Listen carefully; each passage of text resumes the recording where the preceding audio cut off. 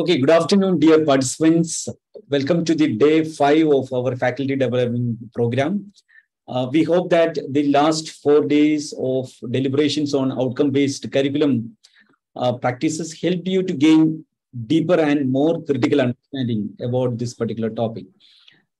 Previous days video recordings, which are available on our LMS, requesting all of you to please go through the resources, which will be definitely for your further understanding, it will be useful for you.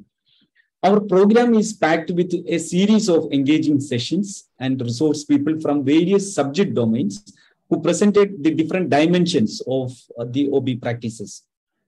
But we are all teachers, and I strongly believe that whatever we are practicing as a part of our academic life, it is important to critically reflect on the ethical dimensions of that practices. Today, we are deliberating on this particular topic. The first session of this day deals with the ethics in outcome-based practices. This topic is very rarely discussed in the academic circuits. And our resource person for this session is Ms.Kalpana Chavan from St.Xavier's Institute of Education. Ma'am is also the faculty coordinator of this program. And I request Ms. Nishikumar from St.Xavier's Institute of Education to introduce and welcome our resource person. Over to Nishi, ma'am. Good afternoon to one and all. Eid Mubarak to all the participants present for the FDP. Today, it is my privilege to introduce Ms. Kalpana Chavan. Ms. Kalpana Chavan is presently working as Assistant Professor at St.Xavier's Institute of Education, Autonomous, Mumbai. She is visiting faculty for ANGAD, Department of Education, Mumbai. She is also a visiting faculty for SNDT University. She is the IQAC coordinator of St.Xavier's Institute of Education, Autonomous, Mumbai. She has 27 years of experience as a teacher and assistant professor. She has done MA in philosophy and sociology. She has cleared NET in all 3 subjects. She is pursuing PhD in education. Her research publications include research papers published in national and international journals. She has completed minor project at university and MGNCRE, MHRD level. She is an associate member of IQAC Cluster India. She is a course designer and coordinator for certificate courses, IDOL, University of Mumbai, TIS, School Resources as an initiative of Tata Institute of Social Sciences. She is a resource person for NAC, RUSA, IQAC-sponsored webinars and seminars. She has conducted faculty development programs on innovative teaching methodology and conducting orientation to action research sessions, learner empowerment, assessment and evaluation, reflective thinking and teaching, knowledge and management. At university level, she is a member of the core committee member of the 2-year VIII syllabus committee, core committee member of VIII syllabus committee at the University of Mumbai.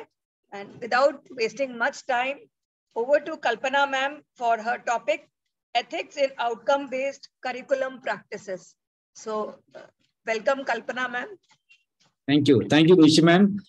Thank you. Thank you, Nishi ma'am and Bijoy sir and Vinny ma'am for being here. It's a funny feeling when we are in the same college and talking about each other, but I'm so happy that Nishi ma'am has been talking, and I feel a little more motivated with sir also giving an encouragement with regards to debate. And I'm sure if you know me and you have attended my any other sessions, I stop talking when you don't talk. So I really need all of you to please be a part of the different discussions that we will have. Sir, I will share my... Yes, ma'am. You can share. Yeah.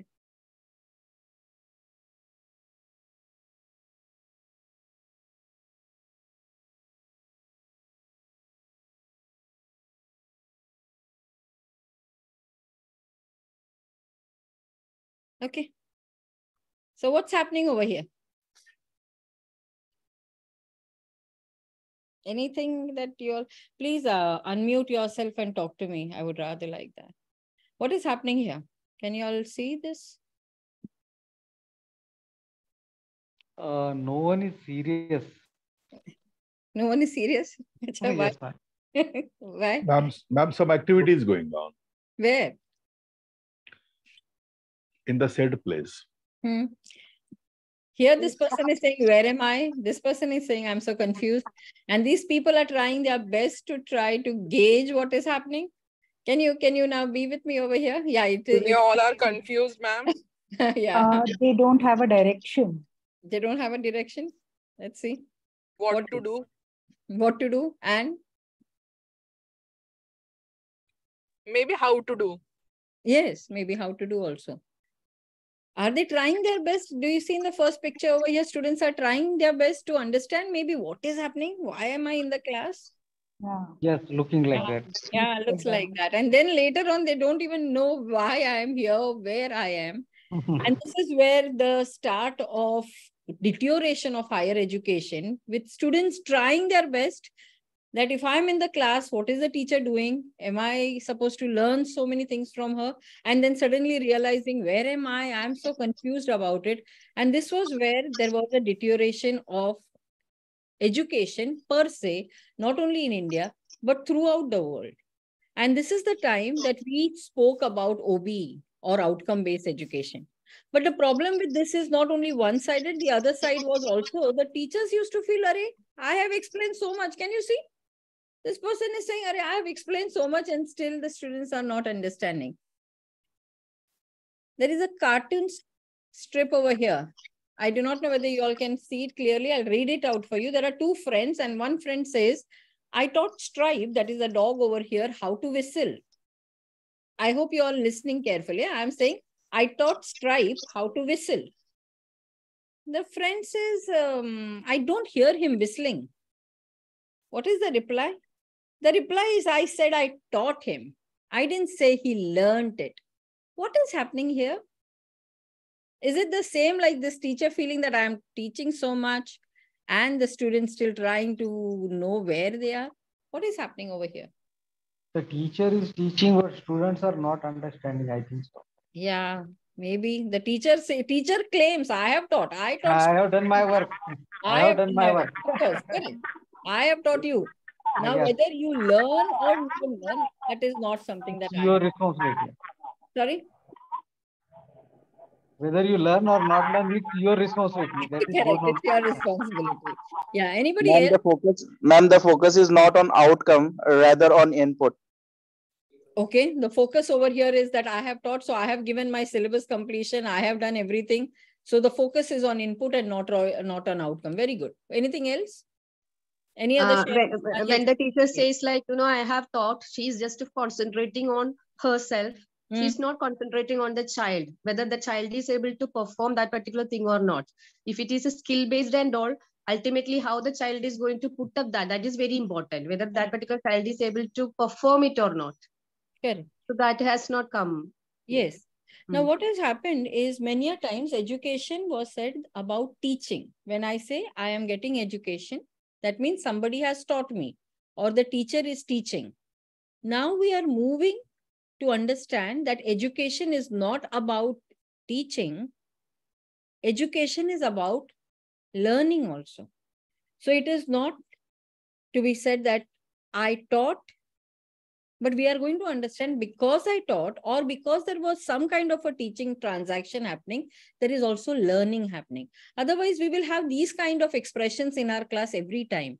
Even if they don't show it to you, after you leave the class, they will say, Arey, what did she teach and what did they do? I am so confused. This is the time, it's like what Mandal sir had shown us about Alice in Wonderland. We are in a wonderland, our students are in wonderland not knowing what is happening. And what do they do eventually? Because they do not know what happened in the class, what was the goal of the class, what was the expected thing. What does happen eventually? And we did this in last few sessions. What happens eventually to the students?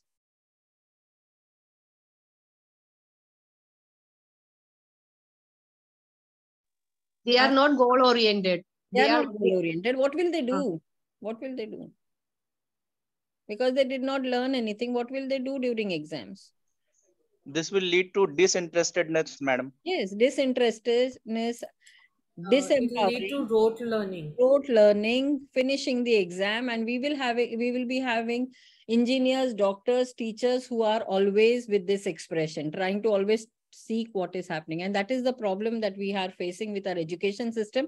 And one of the solution for it, one of the way to look at it was outcome-based education and towards curriculum transaction. So this is where today my session would be to bridge the gap between the teacher and the student, between what is the intended outcomes and whether we are achieving it, between the study and the work, between education and industry, between what is curriculum and what is authentic learning. Authentic learning is a word which does not mean real learning. Authentic learning means learning which is connected outside to the society. So the entire focus of our this entire FDP is trying to see whether we are able to connect this and what are the different ways of connecting it. So in my today's session, I will be concentrating more in reference to ethics in the outcome-based curriculum practice.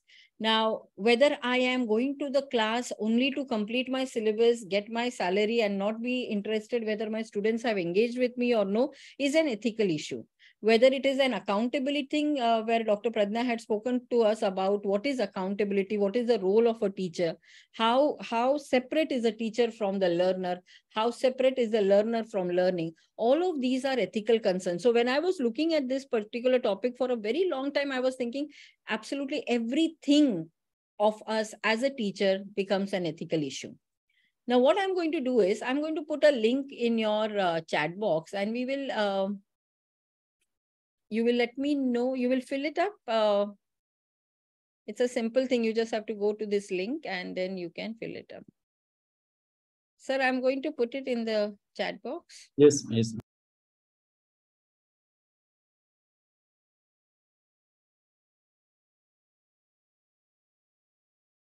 Those who will come in late, we will again put it up. There will be many more such things where I'll be putting up. So can you see the link over there? Yes, ma'am. Yes, madam. Yes, ma'am. Yes, ma'am. Please join it. Please join it. And there is a question over there. Please answer it in 1 or 2 lines, phrases, words, whatever comes to your mind.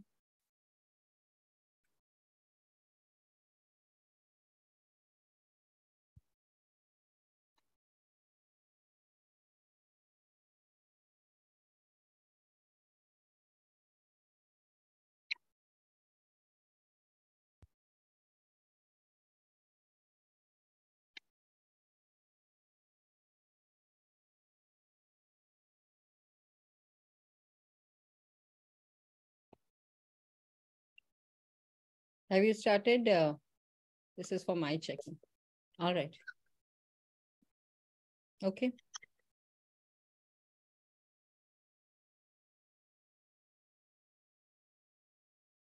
Correct.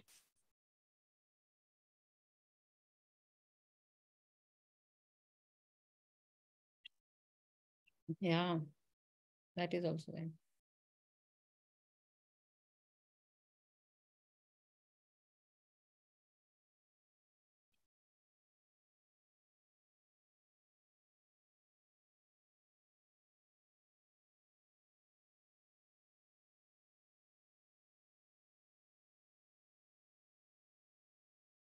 So we are looking at effective citizenship and attitudes for effective citizenship. Yeah.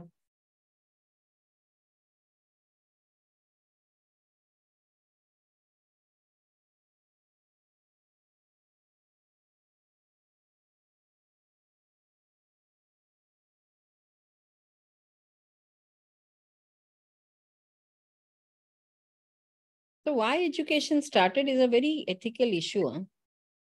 Today, when there is so much of going back to homeschooling, the thought of why we started such an education system is a major issue that we have to think about.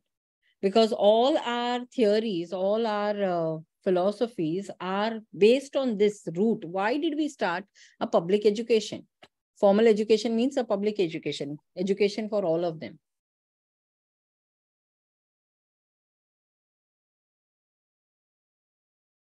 Yes. A structure, a backbone to teaching, learning, enlightenment, get wisdom, find solutions. Yes, these are some of the roots of formal education. Vidya hai, Jivana hai. Correct. Again, I'm telling, we are talking about with reference to formal education. Yes, on the chat also, to develop careers, nation building, nation builders. Yes.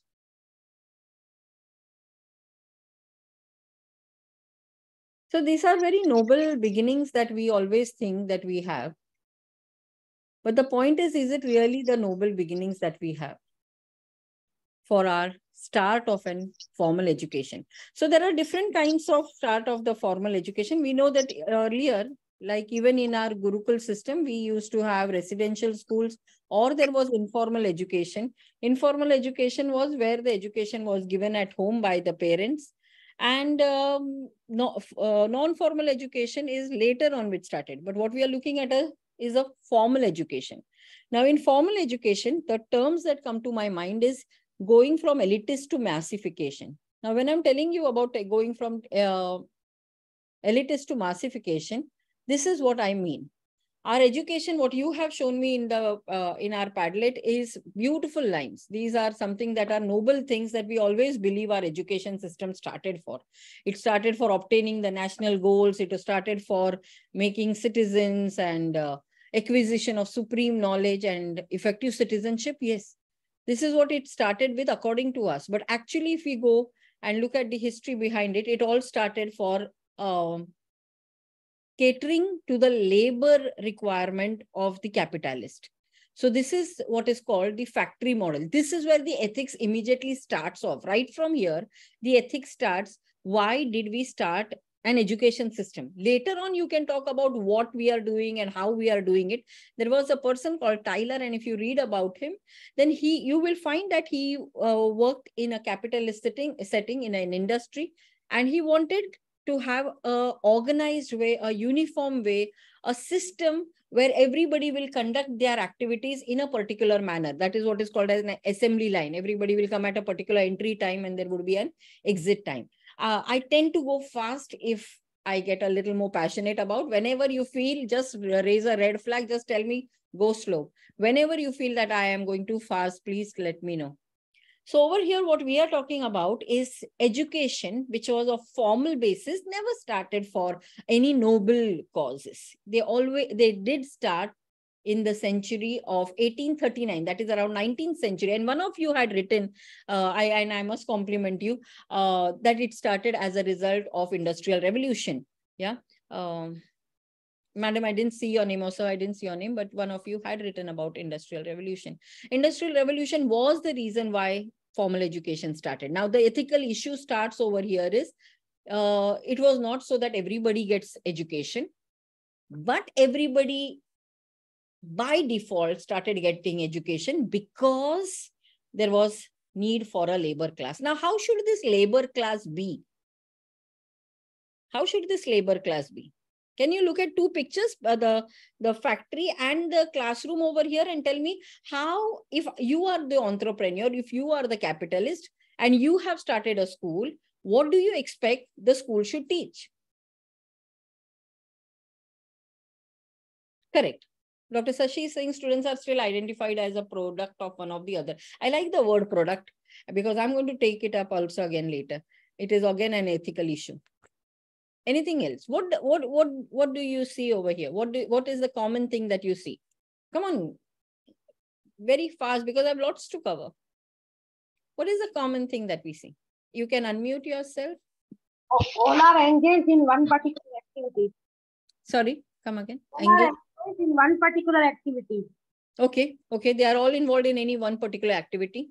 Ma'am, uniformity. Uniformity, very good. There are followership, that was said. Yes, ma'am.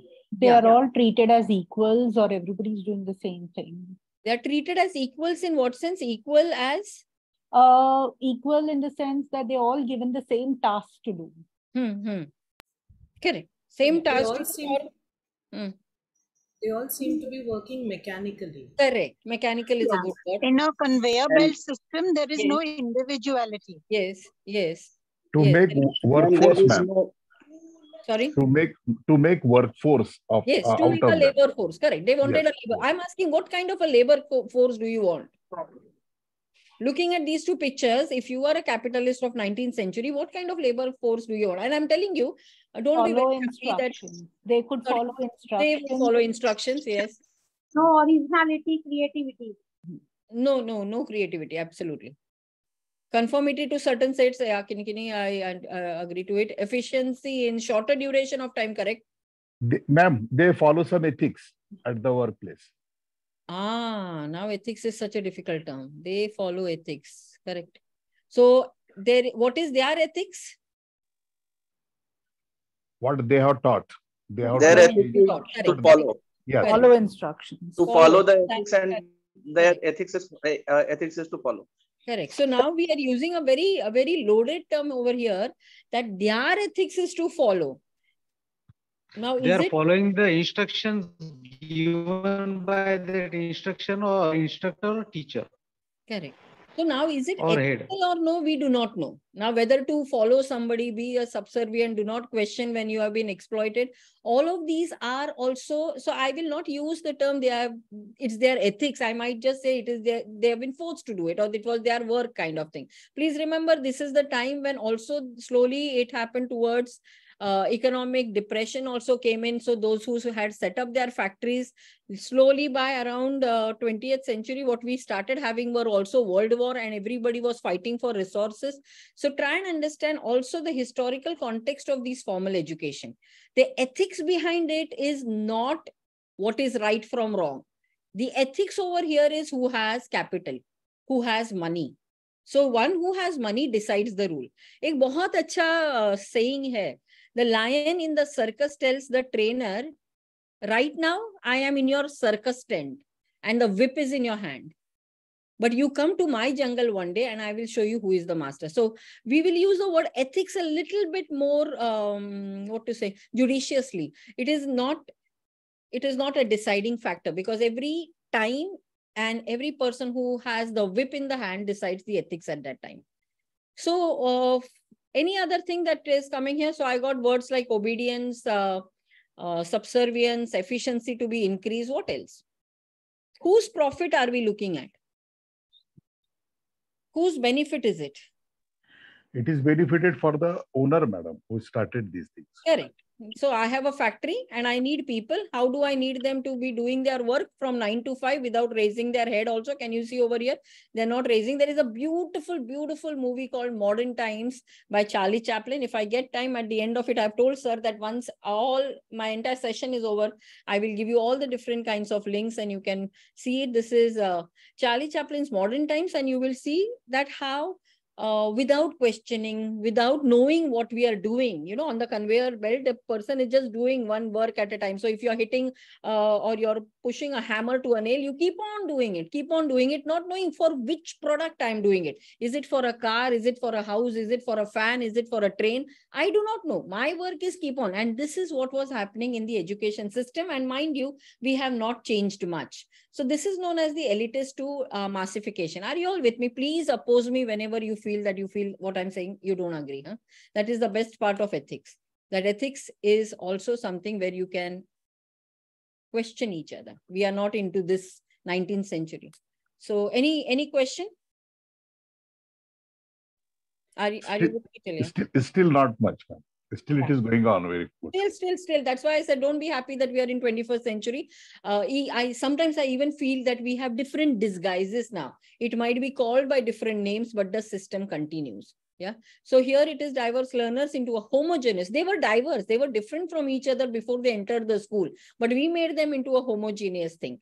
There is also a video by Pink Floyd called Another Brick in the Wall. Please make a note. I love giving reviews of films and videos. This will help you to understand the context very much. Another Brick in the Wall by Pink Floyd. And that also shows that every student is just another brick in the wall. And this is what had happened, and this we call as the version education 1.0 or 1.0. What do you see in this picture? Again, the ethical issue. Who is having the whip? What is happening here? Same question to all. Same question to all. She may not even ask a question. She may just keep on mumbling and giving her entire, whatever she knows for her life, she will keep on giving. What else is happening? Look at the arrows, look at the figures, look at their features. One-way communication. One-way communication, what else?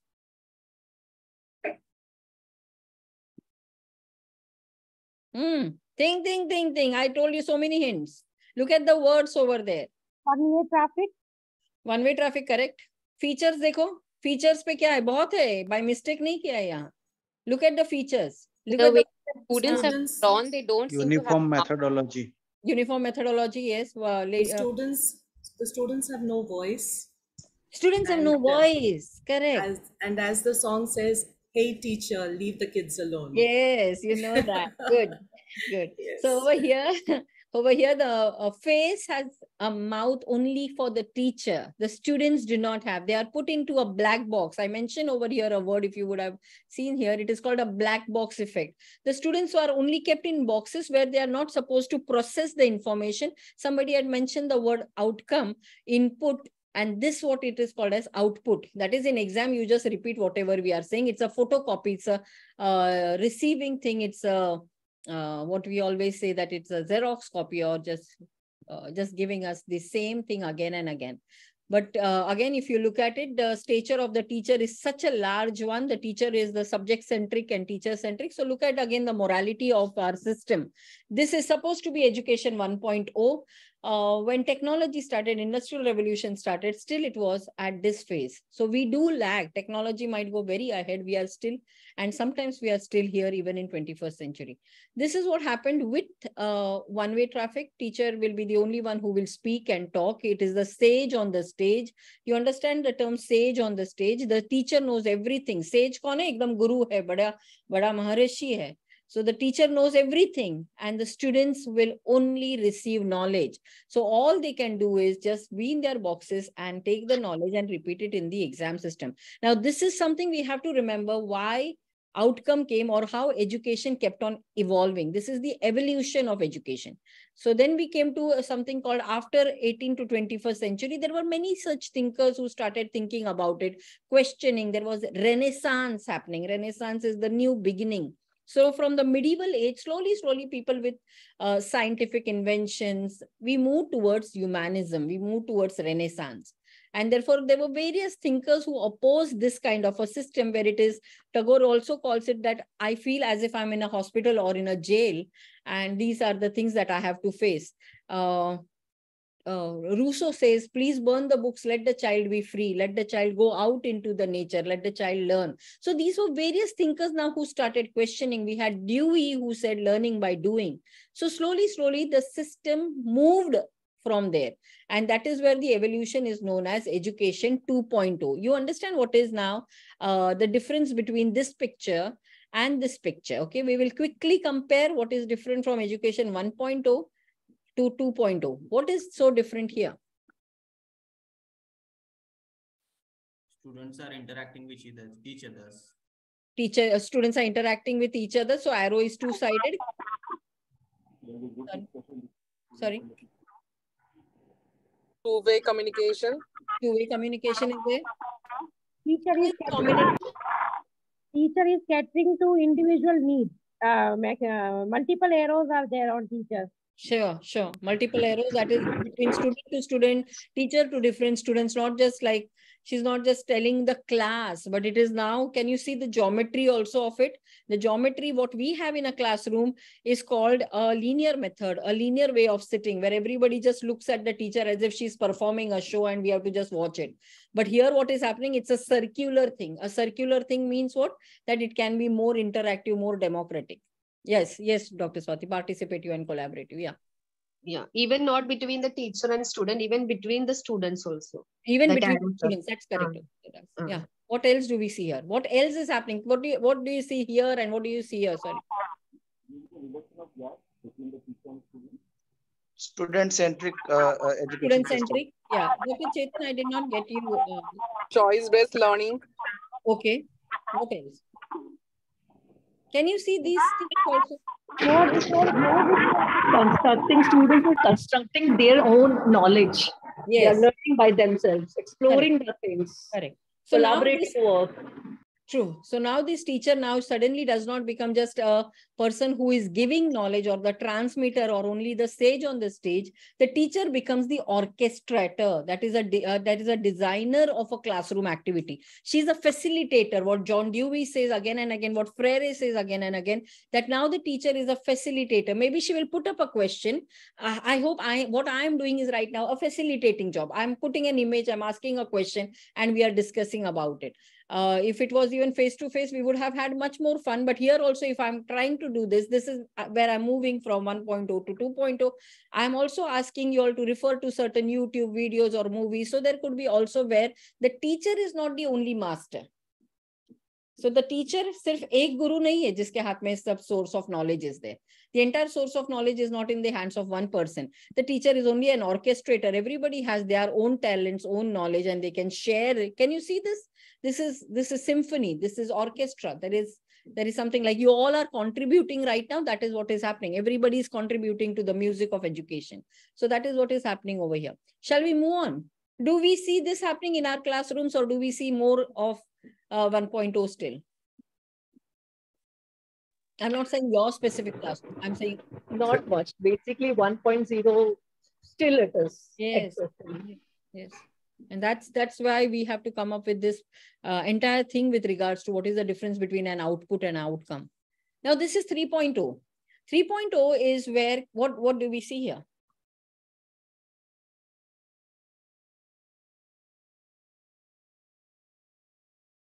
In 3.0, from n number of ways. Yeah, correct. There are a lot of information apart from the teacher. There are sources, the internet, as well as the students are learning from each other. Correct, correct. Ma'am, now students are becoming creative persons. Yes. That's the thing. Madam, informalization of education. Now the education has become informal. Okay, okay. In the formal setting, we are using informal. Education has not become informal. Informal होगा तो फिर वो story ही अलग है. यहाँ formal setting में हम लोग ने informal लाया. I hope I'm clear. We are not making it totally informal. We are saying within our system also we are trying to bring in a little more networking and a little more informal. In now recent NEP 2020, what is it written? You know, na? It is called a bagless day. Bagless day kahan hai yahan? Where do we see a bagless day here? You know what is a bagless day? The child does not have to carry any textbooks or books. They have to be out into the society and learn from, say, a bank or a field worker or somebody who is making an handicraft or something. So it's called a bagless day. Also, if you read Ivan Illich, Deschooling Society. Society is the entire field of education. So 3.0 is going one step ahead where there is an OERs or open access to education. Learners have become like teachers. Can you see over here? Learners have become like teachers. How learners have become like teachers? They are actually constructing knowledge over here with the help of all any the technique, types of Dr. Sarah, any technique about it that where we use in teaching methodologies? Seminar presentation, flipped classroom. Yes, ma'am. All that the student-centered methodology. Sage on the stage, actually collaborative strategy. Where is Sage on the stage? Student can be work as a yeah, Circle of Sage. Circle of Sage. Circle of Sages. Yes, there are many who know a lot. Yeah. Sorry, by mistakenly I said. Yeah. So over here there are many sages, as we say, there are many masters. Seema, you're quiet. Yeah. So here it's like knowledge is not imparted; it is shared. Yes. There's so much resources. Correct. Knowledge is shared, knowledge is open, knowledge is not limited to hands of a few. If we remember the story from Mahabharata of Dronacharya, Arjun and Eklavya, do you remember that? Yeah, one by one, please. Exchange program. Yes. Here, what was happening is with regards to knowledge only in the hands of one person, and they would select whom to give education. Like Dronacharya said, it was only Arjuna who should be very good in archery. But here we have many Eklavyas also coming forth and getting education because of open resource. And here I'm also connecting to the ethics of democracy, to the ethics of equity. That is, education is not limited to only the elite class, only through the Arjuns of the world who are high class, males, high caste, but it is for everybody. So are you seeing the ethical growth over here that we are talking about? That with technology, it also tries to surpass a lot of discriminatory things that we are having in our education system. So now, this is what we are looking at with regards to our education. We are also moving now further. Of course, technology has moved much, much further. It has moved till web, say 6.0. Education is still lagging behind, but we do have education 4.0 also coming in. So we have artificial intelligence, and we have also where we work with technology. And as we were saying last time, technology is pedagogically neutral. How you use technology, if you use it for unfair means or only for the profit of a few people, then it is still a problem. But how you use it to bring about equity, equitability, having more and more people getting education is another thing. So this is also one of the ethical concerns, that how education is evolving and what is the outcome that we are expecting. Are we expecting a different outcome rather than just everybody clearing their examination, is something that we will keep in mind. Now, when we are talking about outcome, I want you all to look at these three images and tell me what is the difference between goals, objectives, and outcomes. Which do you think is a goal, which is an objective, and which is an outcome?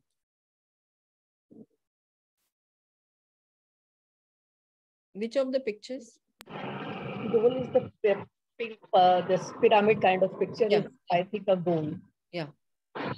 Why is it a goal? The person has to reach somewhere, some destiny is there. Yeah. He can through some path, they are the objectives. Okay. Yeah. So this is a goal, which means it's something like a dream. It's a vision. And therefore, yesterday, Shriyari sir was telling us about the vision and program outcome. So every institution has their goals. Every institution has their vision. Every institution has some dream that they want to achieve. But you can't just have dreams. You need to have pathways to it. And these pathways are nothing else but objectives. And if you make it more specific, more measurable, more achievable, something that I can also see and feel, is also with regards to outcomes. So this is where we are talking with reference to. Ma'am, I'm having one question over here. Yes, please. Is it possible in the class setting, when we are having a specific goal, and after doing that learning together, is it possible to achieve that goal and then we are setting the higher goal? So can I see this pyramid as not the goal? After learning outcome, it can be my next objective to meet. Correct. Correct. Absolutely. That's a lovely point, Upasana. We are talking about the goal does not remain only there. The moment I achieve that goal or that vision, there is more to dream. And therefore, your objectives will change, your pathway will change, and your outcomes will also change. So earlier, when it was the factory model, they also had an output.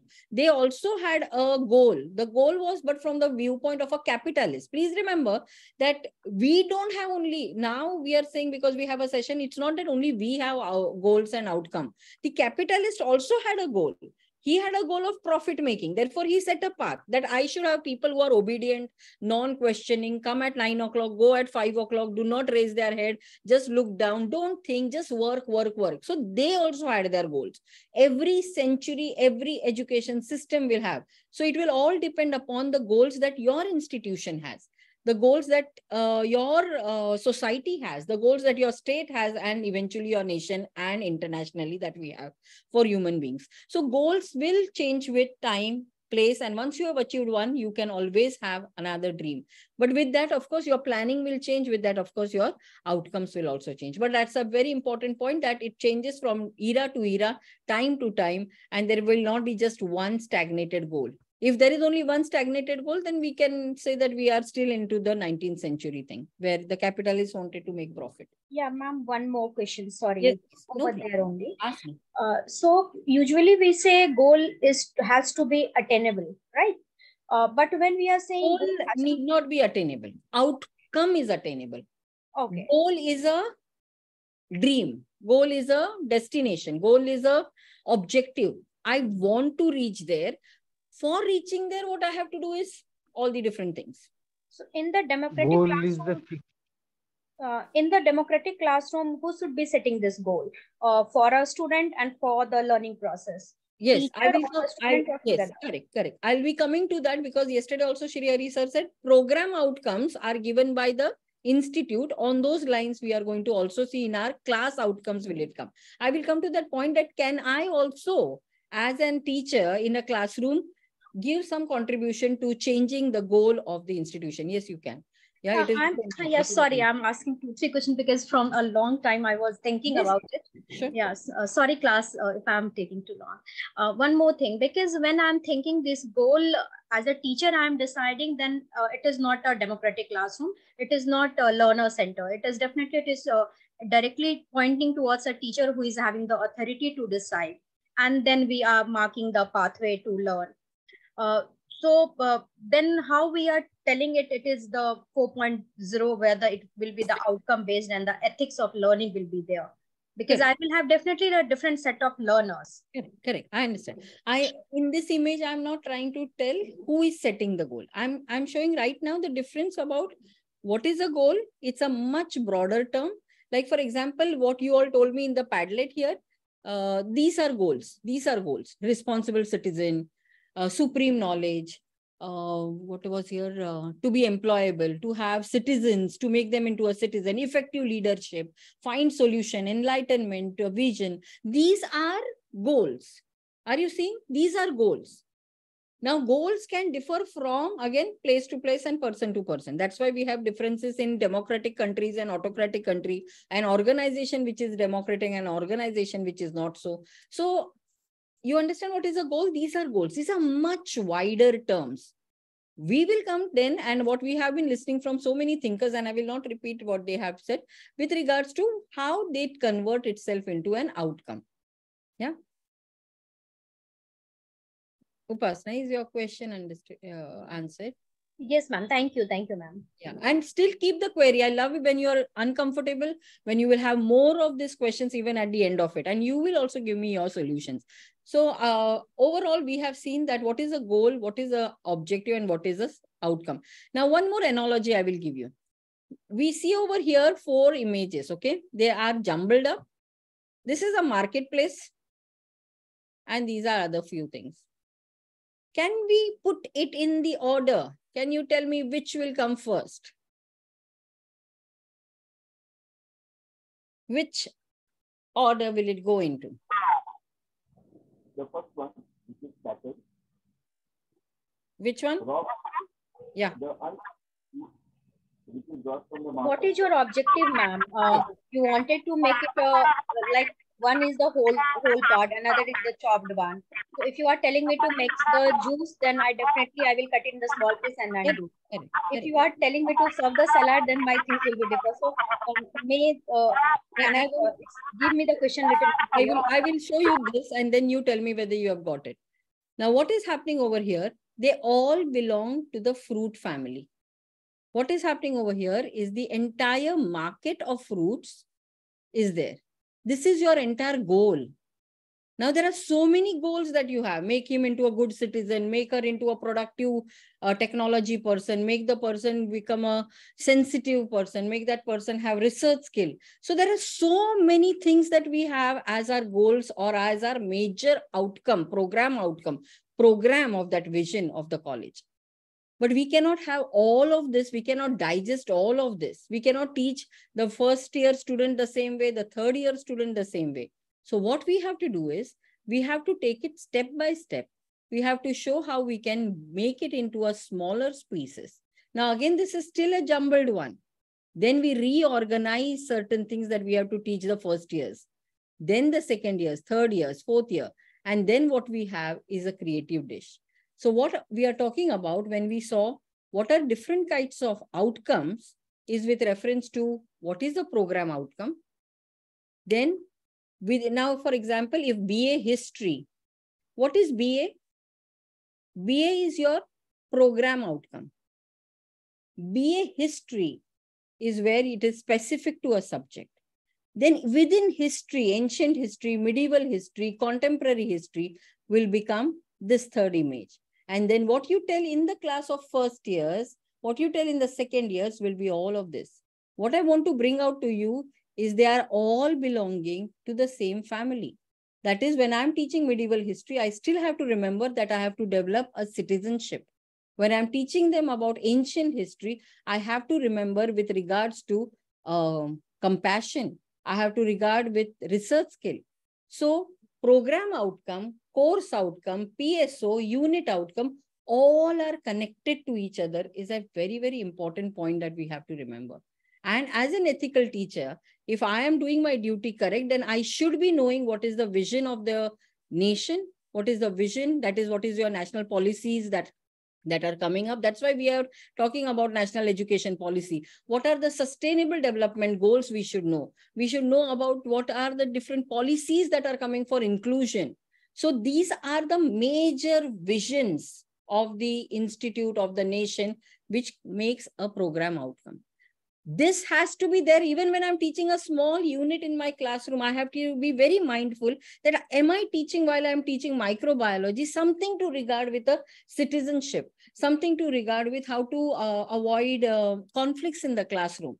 So our outcome-based education, if you will remember, is not now output-based education. It is an outcome which is with regards connected to an goal. It is related to some kind of a vision that we have. Is it getting clearer that we are not going to the classroom just to teach a subject like the teacher in Education 1.0? We are going in the classroom to understand about what are the challenges that are happening in the society.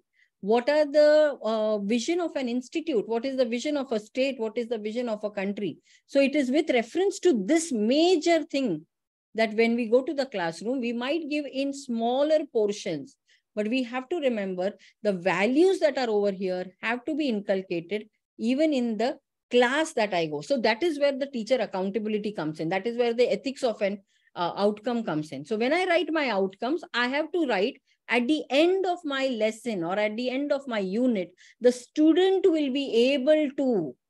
So 1, 2, 3 points is with regards to understand, explain what is outcome-based education, differentiate between output and outcome, and also a value that how is this connected to the development of the society. That is with regards to the vision of the institute. For example, the vision of our institute is to see to it that there is harmony in the society or there is justice in the society. So while I'm teaching them something with regards to outcome also, one of the outcomes that I can build upon in the classroom is with regards to justice.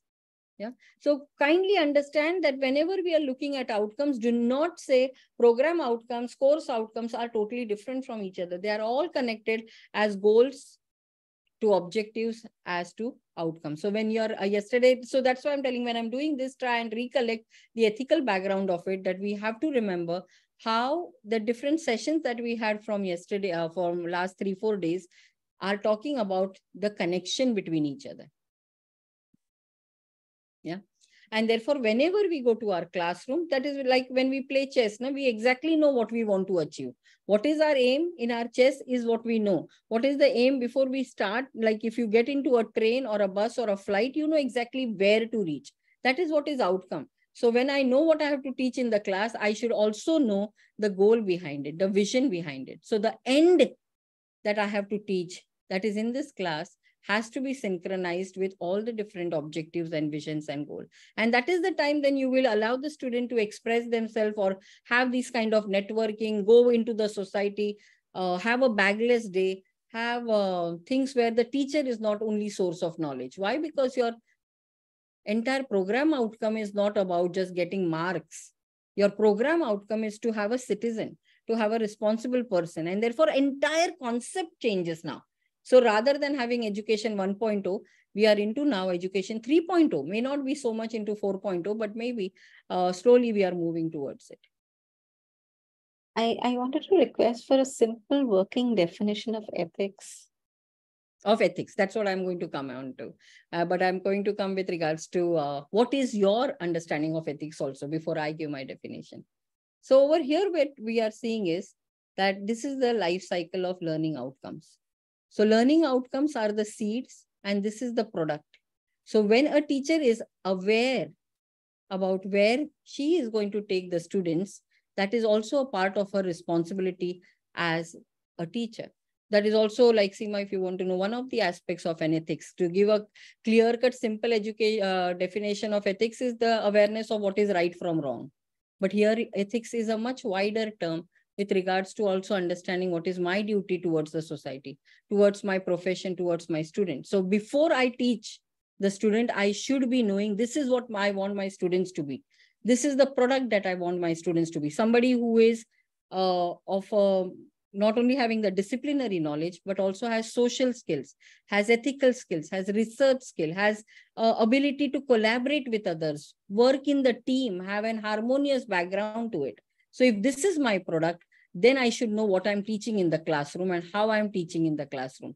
So if you see, this is also linked to ethics of a teacher, of the accountability of the teacher and the vision of the teacher. So this is where I would also again take a small break and ask you now, what is your role? So when Seema brought in, it was something that I also wanted to ask each one of you, what is your role with this? Now I'll just give you this link, just fill it up quickly. There are just two metaphors, that it is entire metaphorical study. If you can just fill it up, then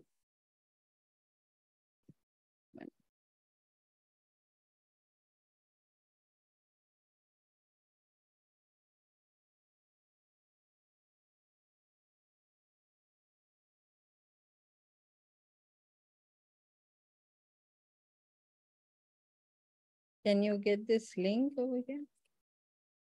There are certain questions over there, which is with regards to the metaphor of it. Try to find the metaphors. Have you got that? Is it opening for you? It says some error is coming. It says, sorry, the file you've requested doesn't exist or something. Okay, let me check. Yeah.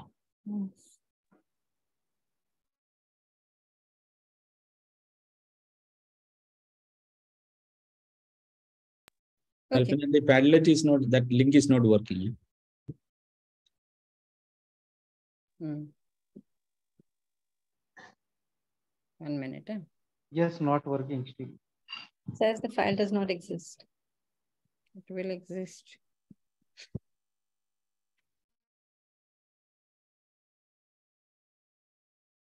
Okay, leave it, madam. You can dictate. Yeah. So what we are, I want to ask you, and you can put it in the chat.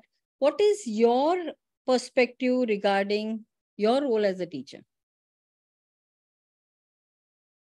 What is your role as a teacher? What is your contention? Like, what do you look upon yourself as a teacher? Are you any metaphor that comes to your mind? You understand metaphor with regards to Rupak? What is it that is an analogy to it? No, give me an analogy. Teacher is like so and so. Teacher is like this. Teacher, give a metaphor, give a simile to it. Okay, teacher is like a gardener. Any other things about what is a teacher? Who is a teacher? We have already seen one, a philosopher. Okay. He should be mentor, madam, okay. for the students. The teacher is like a mentor. Yeah. Motivator. The teacher is a motivator. A torch bearer or guide. Okay. A facilitator.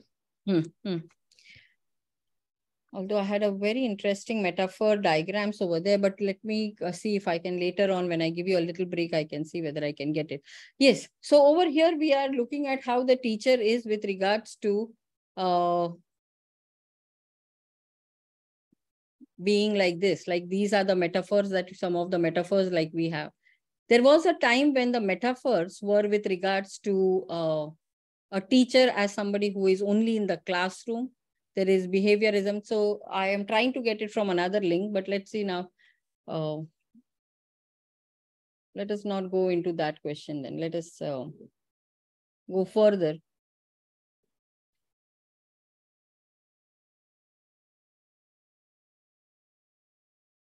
So what we have already seen is with regards to, 1 minute, just give me 1 minute. Am I sharing the screen? No.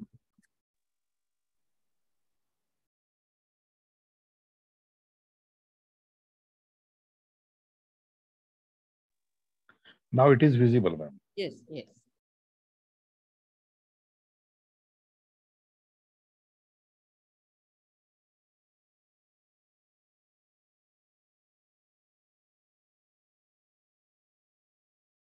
So we have covered this.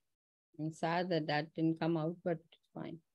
So let us see that when we were talking about all of these duties that we are having, the perspective of it also changed with different evolving theories.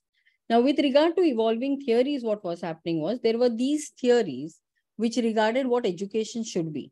Most of us are saying that a teacher should be somebody who is a facilitator, but it all started with education having the background of an behaviorist or a cognitivist or a constructivist, and today what we have is called connectivist. So this is where we are talking about how a teacher has moved towards being from a behaviorist to a connectivism. Now, why are we saying this evolution happened? How is it again connected to the moral values of the society or the teacher? Here, the teacher was somebody who treated the student as an empty box or a tabula rasa.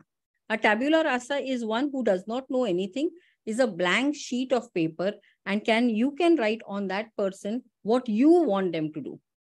Later on, as we saw, we move towards a teacher who would construct knowledge, or there could be an experiential knowledge to it. But what we are reaching today is connectivism or learning with the digital age. Now, all of these are again very, very essential with regards to outcome. With regards to behaviorist, the word was not outcome. The word was called output. Now, what is the difference between the term output and outcome? I'm saying for behaviorist, it is more called output. Whereas over here, what we are saying is outcome. What is the difference between the word output and outcome? Output, I think it is one type of things. Product is there, ma'am. Output is a product. The product is known as output, okay. And objective successfulness is known as outcome. Okay. Yeah. Outcome is a result. Output is a result. Outcome is a result. And what is output? Product. Okay. So now what we are differentiating over here is with regards to what is an output was related to only processing the input and bringing it out as an output. That is, there is a stimulus, teacher gives some knowledge and that is repeated. When we are looking at outcome, it is again regarded with regards to what you have all been saying, achieving certain goals. Yeah. So this is where we have spoken with regards that entire theories of education have also shown us that we started with output and resulted in outcome. But are we really moving till here? Have we reached somewhere from behavioristic education to a self-directed learner-centric education? So this is another element of our ethics. The teacher asks oneself, or the education system asks oneself, are we moving from behaviorism to self-directed? So my entire contention of this session is to keep on asking such questions.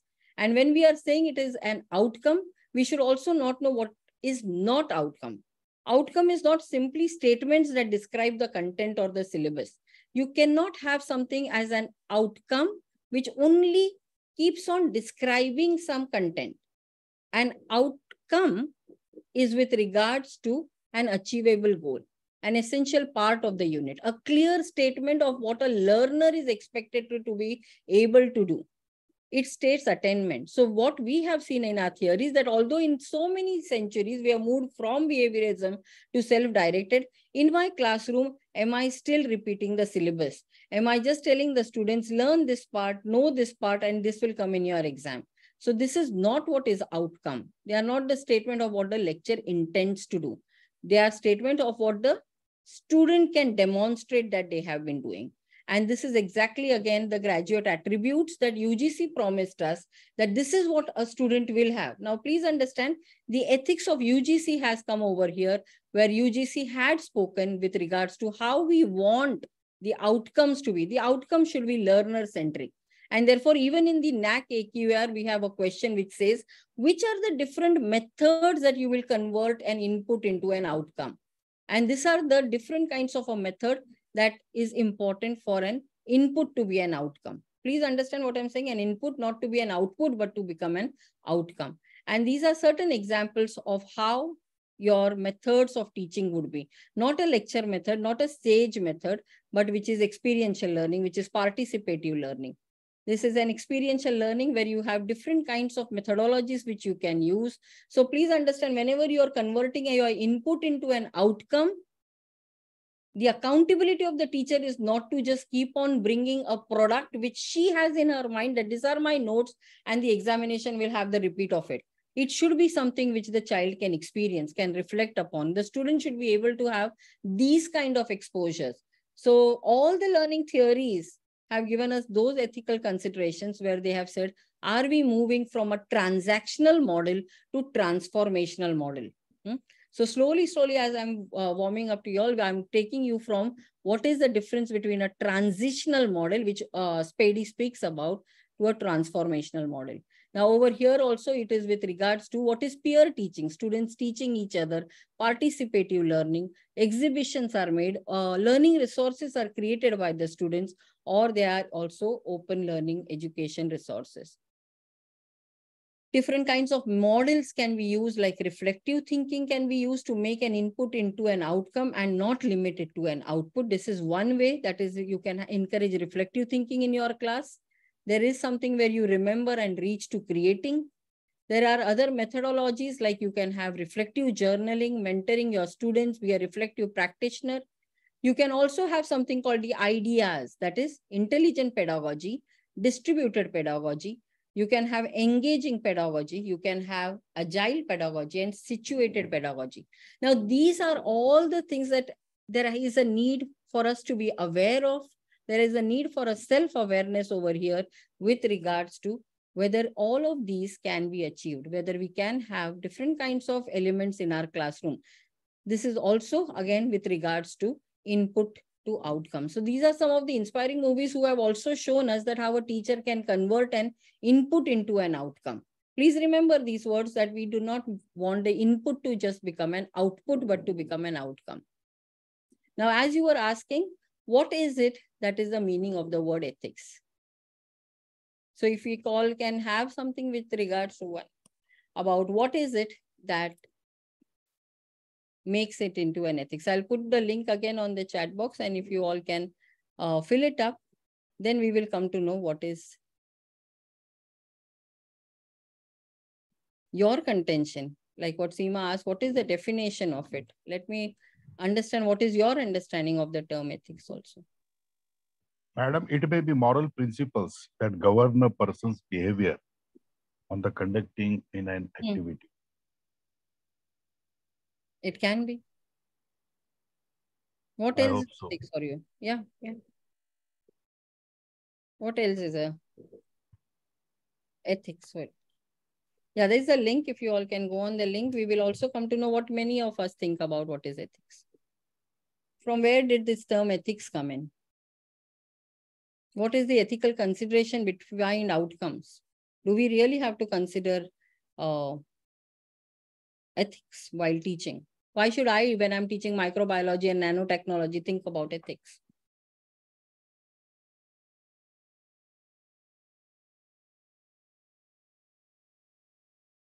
Are you all writing your answers over there on the link?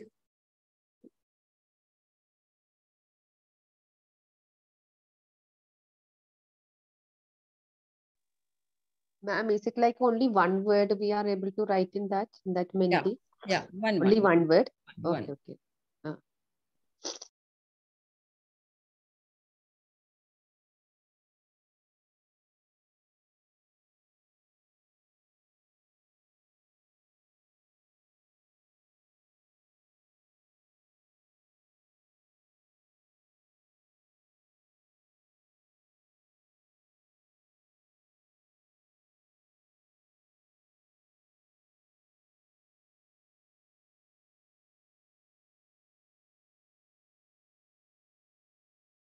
So what else is ethics? If you can write on the chat box also, we can go faster. Or if you want to speak about what is ethics. Ma'am, the origin of the ethics word, I think it is from Greek language, ethos. From ethos it came. And what would it mean? Ethos means the moral principles. Yeah. moral principles when we are doing some activity. Correct. Yeah. Honesty and fairness. Okay. Mm. Okay. So now we come to a very interesting research paper which speaks about what is ethics with regards to their understanding of what is ethics. So we will understand that this research paper, and I will open the Google Drive for you all.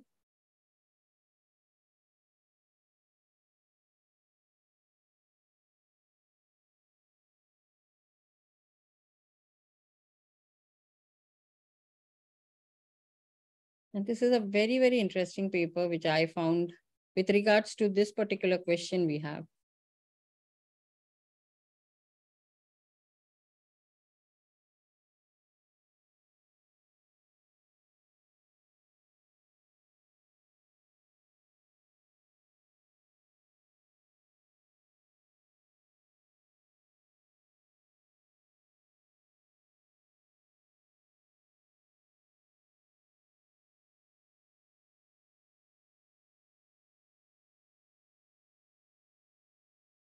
Can you see the paper over here? Yes, it is visible. Yeah. So I'm not going to go into the entire paper. What I want you all to see a few terms that are very, very important. Now, this is the paper which started the entire debate about outcome-based education. The question was that because the engineering or the industrial society required engineers to become equipped with the needs of the society, that outcomes came into picture. And this is again the same repetition of what happened in the 19th century. So the problem that people are questioning this particular project about outcome-based education, and there are many, like when we started about this particular FDP also, there were many questions. Why are you all going back to outcome-based? And we could not understand why are people opposing it if we have such clear directions to it. But it all started because the industries started demanding that we get engineers who will be able to help us in our new technology, in our new development, in our innovations. And therefore, when the outcome-based came in, they were only focusing on seeing to it that the industry is getting such engineering. So it all outcome-based also always started with engineering education. It started to have that engineering education reach out to the industry. So when there was a Washington Agreement or the Washington Accord which was signed, all of this was done because we wanted the industry in sync with the engineering education. So if you look at the historical concept, this is the debatable point, and that's why I had started with something called a factory model. Why people are opposing outcome-based education is because they are thinking that you're going back to the 19th century and you are telling us the same thing, that what happened in the 19th century, that is 1857 and all those times, is happening now also. So when Spady gave it in 1994, that it should be result-oriented, it should be something which is going to give us some kind of a product. And this is the problem that was happening. This is the time the debate happened. Now, I'm asking you to reflect upon it. Are we also going back to the 19th century in 21st century? Because what they are saying is, why should you have subjects like philosophy? It has no product that it will bring. Why should have a subject like, even Pradnya ma'am that they asked, that many people didn't wanted subjects like philosophy or humanism. Why? Because they felt, what is the product that they are giving? But engineering, technology, computers, all of this will give us some new methods or new techniques. So this is the paper which also asked us and tried to clarify the doubts, is human being a product? So now my question is, the ethical concern of an outcome-based education is, are we treating human beings also as a product? That is, my product will be somebody who is going to bring in some kind of a profit to the society. The person will bring about industrial gains. The person will bring about more and more capitalistic work over here. So this is with regards to the question that we are asking. So the ethical concern started with these kind of questions. So my ethical concern for this particular paper, this particular session is whether outcome-based is replica of education 1.0. Is it a replica of factory model? Is it also telling us that you teach so much in the classroom because the industry wants that? Because today's times are that the expectation of the society is only that. So over here, we are now going to counter answer it with regards to what is SPADI's answer to all of this. So I'm going to present to you both the viewpoints. One viewpoint is about the people who are opposing it, and they are saying that, see, this is the problem. We do not want to have education system which is only catering to the industries or to the technological growth or to the affluent class only. So whatever we are getting is only for the affluent class. So here the problem is, one debatable point or one side of the society is wishing that OB should only be concerned with an achievable, measurable product which will gain the benefits of capitalists and the industries. Again, going back to the 19th century. The other side of the ethical concern is what SPADI tried to bring about, that there is another growth to it. Are you all till here understanding what is one of the portion? Then I can tell you what SPADI answers. Are you all clear? What is one area? What is one doubt that people have about outcome-based education? Yes, ma'am. Because after doing the entire FDP for 7 days, if people ask that, but why did you do outcome-based? It is not something which is good. It is ethically wrong. We are still catering to the society. So this is the question that people are asking us. Are we only catering to the society? Are we catering to the industrial needs? Now let us see how SPADI tries to answer these questions. So with regards to our NAC, and with regards to our UGC, both of them have tried to justify why they have brought in outcome-based thing. Remember, the question that debating people have asked is, why are we bringing this back? Why is something which was, in a way, criticized in the 19th century, that education is factory model, why are we bringing it back? So with reference to this, we have people from the advisory bodies also trying to answer these questions, that really is outcome-based important? Really is it that it is catering to not just industrial growth, but also to the growth of an individual? So please see to it that whenever you're studying something, you should also know the other side behind it. So even the NAC in its own questions asks, does your college have any clear stated learning outcomes? Are the outcomes something that you can monitor? Can they be achievable? Is it connected to the graduate attributes? Like we saw the fruit market. Is what you teach in the classroom connected to the vision of your college? Is it connected to the vision of the nation? So please understand, when today's time we are understanding outcome-based, we are looking at outcome-based not as only merely an exam-oriented, result-oriented, product-oriented creation of human beings. We are looking at it as something which is connected to the vision of the nation. It is connected with the vision of the institute. So please understand, when we have gone through the entire picture of the fruit market, that when it started with all of the raw fruits, what I teach in the classroom is connected to it. So NAC also puts learning outcomes with reference to quality. When is education something which has quality? Only when you can give an outcome which is connected to the vision of the college, not just an exam-oriented degree funding, not something which is making a product for the industries or the factory. That happened in 1.0. But today what we are looking at outcome is much different than that.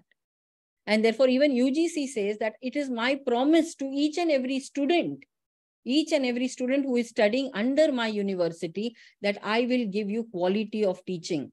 And a quality of teaching, why will I give you? Because it is about quality of learning. So this is the ethics behind learning outcomes. This is the concern of learning outcomes, that it is not only catering to exam-oriented, result-oriented, product-making things, but we are talking about something which is quality of learning. And therefore, UGC says it is every university's assurance to the students for their academic achievement, which is catering to all the different requirements of the nation, of the state, of your institute. And therefore, the LOCF says that the student is an active learner. A teacher is a good facilitator, and together they both will lay the foundation of lifelong learning. Here I always remember Steve Jobs when he is asked that whom would you like to employ in your company? Whom would you like to have as a people in your company? And he kept on saying that Anyone who is over here is the one who comes up with solutions to me rather than problems to me, because they have already learned, they are already educated, but they are not employable. They may have a degree, but they are still not employable because they do not have something called the employability skill. Anybody quickly telling me what is the difference between employability skill and being employable? Employability and employable, or what is employment? Is there any difference between the term employability? Employability is the person who can, the ability to get chances to get employed, whereas the other thing, that is skill, processing the necessary set of skill set. Like today, every engineer today is employability, but does he or she possess the necessary skill set to succeed or become a good engineer? I don't know. Yeah, yeah. So employable is when you have a degree of something. Like, for example, my student teachers have a degree of VIII, but are they having the skills of employability? Now, whenever we are setting an outcome-based, the UGC, the NAC, the institutes, the nation itself speaks about employability. What are different kinds of employability skills that are required for somebody to sustain in an institute, to grow in that institute and bring about more and more progress to an institute is what we are looking at. And those are known as the graduate attributes. So one graduate attribute is that you should be having the knowledge of your own field. That is very important. Content-based knowledge is very, very important because that's the task of a university. First, to give knowledge. So first, very important thing is you should have disciplinary knowledge. What are the other things that we are talking with reference to employability? Which other knowledge should a person have? What other skills should a person have? One, of course, the basic content. Yeah. Ma'am, soft skills. Soft skills like? Ma'am, that problem solving and then responsibility. Correct. And then Civic their sense. connectivity, communication and all. Correct. So all of this is also something where they are trying to answer that question, is outcome based again going back to 19th century? So they are saying no, outcome based is not going back to 19th century because we are not only focused about degree, or we are not just focused about, say, some product that we can make, but we are also talking over and above the disciplinary knowledge, over and above what the degree gives, something with reference to research skill. Or the students are aware about what is plagiarism, what is intellectual property right, what is collaboration, how do I work with people from different fields, from different religions, from different languages, from different culture. So whenever I'm going to teach them something, I have to keep in mind that these are my outcomes, which is connected to the program outcomes. So our outcome-based education, that what we are catering to today, what UGC or NAC or the Washington Accord is saying, is not only related to only the degree, but it is connected to certain skills which makes a lifelong learner, a more humane person, a person with civic responsibility, a person who can innovate, a person who can create, a person who can network with others, can understand the needs of the society and change accordingly. So this is what the UGC also keeps on telling about it, that this is what our needs should be. And therefore UGC LOCF always says that we have to have a clear picture of the end in mind. And what is that clear picture? What is important for the student? Now we compare it back to the factory model. That time it was only what is important for the capitalist. Now you see the difference over here. The difference in outcome-based education that we are following today is looking not at what is the requirement only of the capitalist or only of the industry or only of the factory, but it is what the student is able to do at the end of the day. Are we able to organize our curriculum in such a way that they will be able to come out of the portals of your university, not with just a degree in their hand, but somebody who is developed in their head, heart, and hand, somebody who has different kinds of skills, somebody who will contribute back to the society. They have entrepreneurship skills, which will bring about some kind of a benefit for the deprived class, for those who are from the marginalized class. So this is what we are talking with reference to ethics. And this is William Spady, who has given us the outcome-based education that we are right now advocating. So William Spady, even now, if you want, you can connect to William Spady. You can also write to him and he responds back with regards to what they are looking at with reference to LOCF, that is the learning. So what I'm trying to say, if you want to later on connect back to William Spady, you can. This is the YouTube link where he keeps on saying that you can get in touch with me. So we have already seen that what an outcome with regards to, now it is something which the student should be able to do. The student should be able to achieve. Objective is always what the teacher teaches, intends and proposes. So now if you see the difference, that we are not talking about the outcome which was accepted or taken as in the 19th century. This is the major difference about what is an input, what is an output and what is an outcome. What I also want you all to see, it is connected to something called the impact. Input is something which the teacher or the resources give in the classroom. Now this is in the form of noun. But what happens as an outcome is always in the form of a verb. That is, the students can demonstrate something. The students can bring about a change. So we are not concerned only with input, process and output.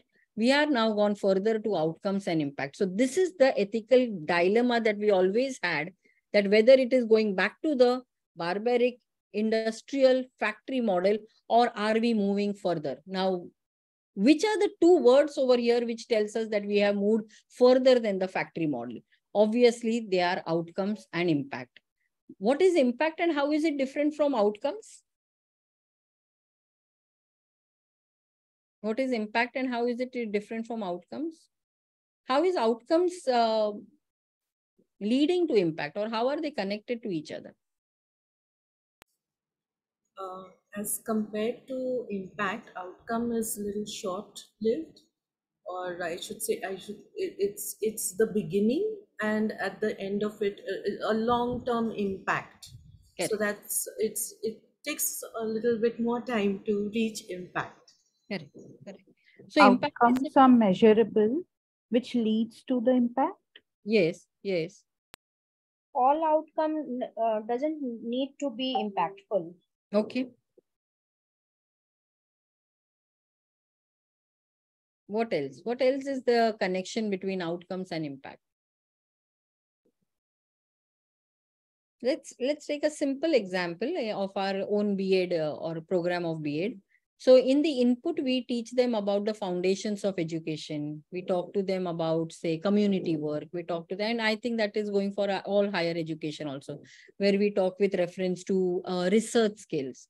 Now, these inputs through the activities can lead to an output. That is, my student can learn about it and may do the skills of community work and research skill, but that is basically quantified. So outputs are basically something that I can quantify with regards to marks. Something that I can always say, okay, you have done this work and you have got this much marks. This is what was the factory model. So till here, what we are looking at is always mark oriented. You got 99%, so you will be somebody who will get a higher job, you will get a better pay and so on. What we are going further from this output is, once I have got this kind of skills, this kind of equipment, what are the different qualitative changes that I can bring in? What kind of a person am I giving back to the society? Is the teacher now more and more sensitized? So is the teacher able to bring about some kind of a positive impact or a positive change in the society? Can they do something for the society rather than just getting a degree and earning their own money? So we move from quantity to moving towards something who is now a civic responsible person, now somebody who has understanding for the community. So have I taught in my classroom all of these things? Outcome will not come unless and until I have taught that in the classroom. That is when I'm giving them an example about, say, what is a concept of balanced diet. And after I have taught them a balanced diet, is the student able to understand that there are so many children who are deprived of the food? Leave apart balanced diet, they are not even getting, say, simple vitamins or protein. Then they understand why midday meals are being given to such students. Then they understand why reservation is there, why scholarships are there. So please understand, when I give input, at the same time, I have to keep on thinking in my mind, what am I giving to the society? So the outcome is that I am giving back to the society somebody who is more sensitive, somebody who knows what they can do once they go outside as a graduate. So till output is something which a person is related to getting a degree, getting marks, getting a job. But can the person, when they go outside, put this knowledge into a wisdom, bring about an application of it? And through that, can there be an impact? Like, for example, a person, every time we keep on telling in our class that you should keep the society clean, green Mumbai, clean Mumbai, and then they get marks for their environmental education and their community work. But is this person, once they leave the portals of the campus, go towards having a beach cleanup or Teach for India, doing something for the society? Can they start their own NGO or a startup which will help others? So if you look at this, this is what we are talking with regards to a transformation in outcome-based. Yeah. So we are talking with reference to transformation. We are not just talking now what was happening in the factory model. The factory model was regarded till here, transactional knowledge. Here we are talking about, can we help the student to become transformational? So this is with regards to how a transactional knowledge tries to bring in transformational knowledge. So with regards to that, we are talking about transformation. So transformation is where here there is a directional change. There is no bargain. You study this much, you repeat my notes and you will get your marks. We are trying to bring in some kind of a change in the personality, a change in the human who is now much more humane, who fights for justice, who looks up to people who can change the society. So this is a paradigm shift that we are talking from, moving from transactional change to transformational change. But again, it is not easy. If I don't teach it in the classroom, you cannot expect the child to have, or the student to be compassionate, the student to be a good decision maker, student to interact with others in a very, amicable manner, or have a civic sense. All of this has to be done in the classroom. So input is the seed. As I told you, if I want the fruit to be somebody who is helpful and contributing member, my input is very important, how I teach. So that is again my accountability, or as a teacher, what I should be doing for the child.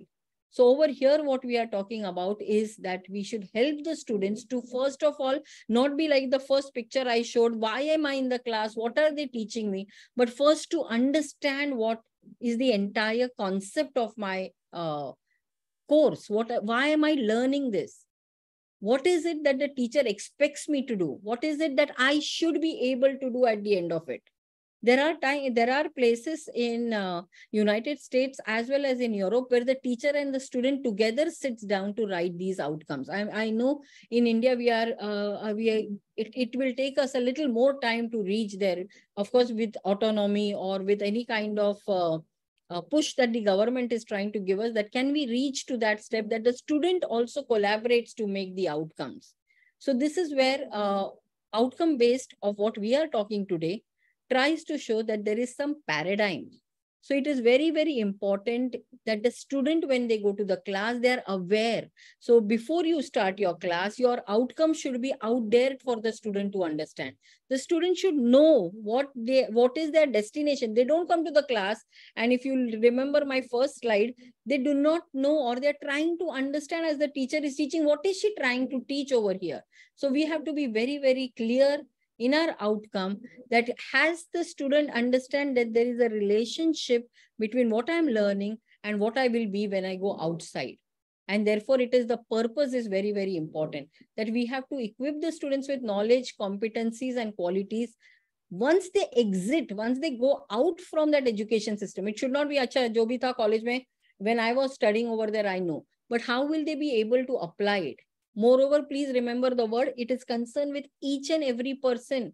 Outcome-based education does not talk about the elitist class. It is talking about not only Arjun, but also Eklavya should be getting that kind of education. So the premises that we always say is that it is not that only Arjun can learn, but Eklavya, that is a person who is coming from a low socioeconomic background, or those who are coming from a so-called low caste, or a girl, or anybody whom we are discriminating against, like the third gender, can also have that kind of a privilege of learning. And therefore, what we have to do for this, we have to be very clear about and very explicit. Like, for example, in the policy, something is written. In our staff meeting, we talk about it, but I don't tell it to my students that this is what we expect out of you. Then there is no purpose of having an outcome.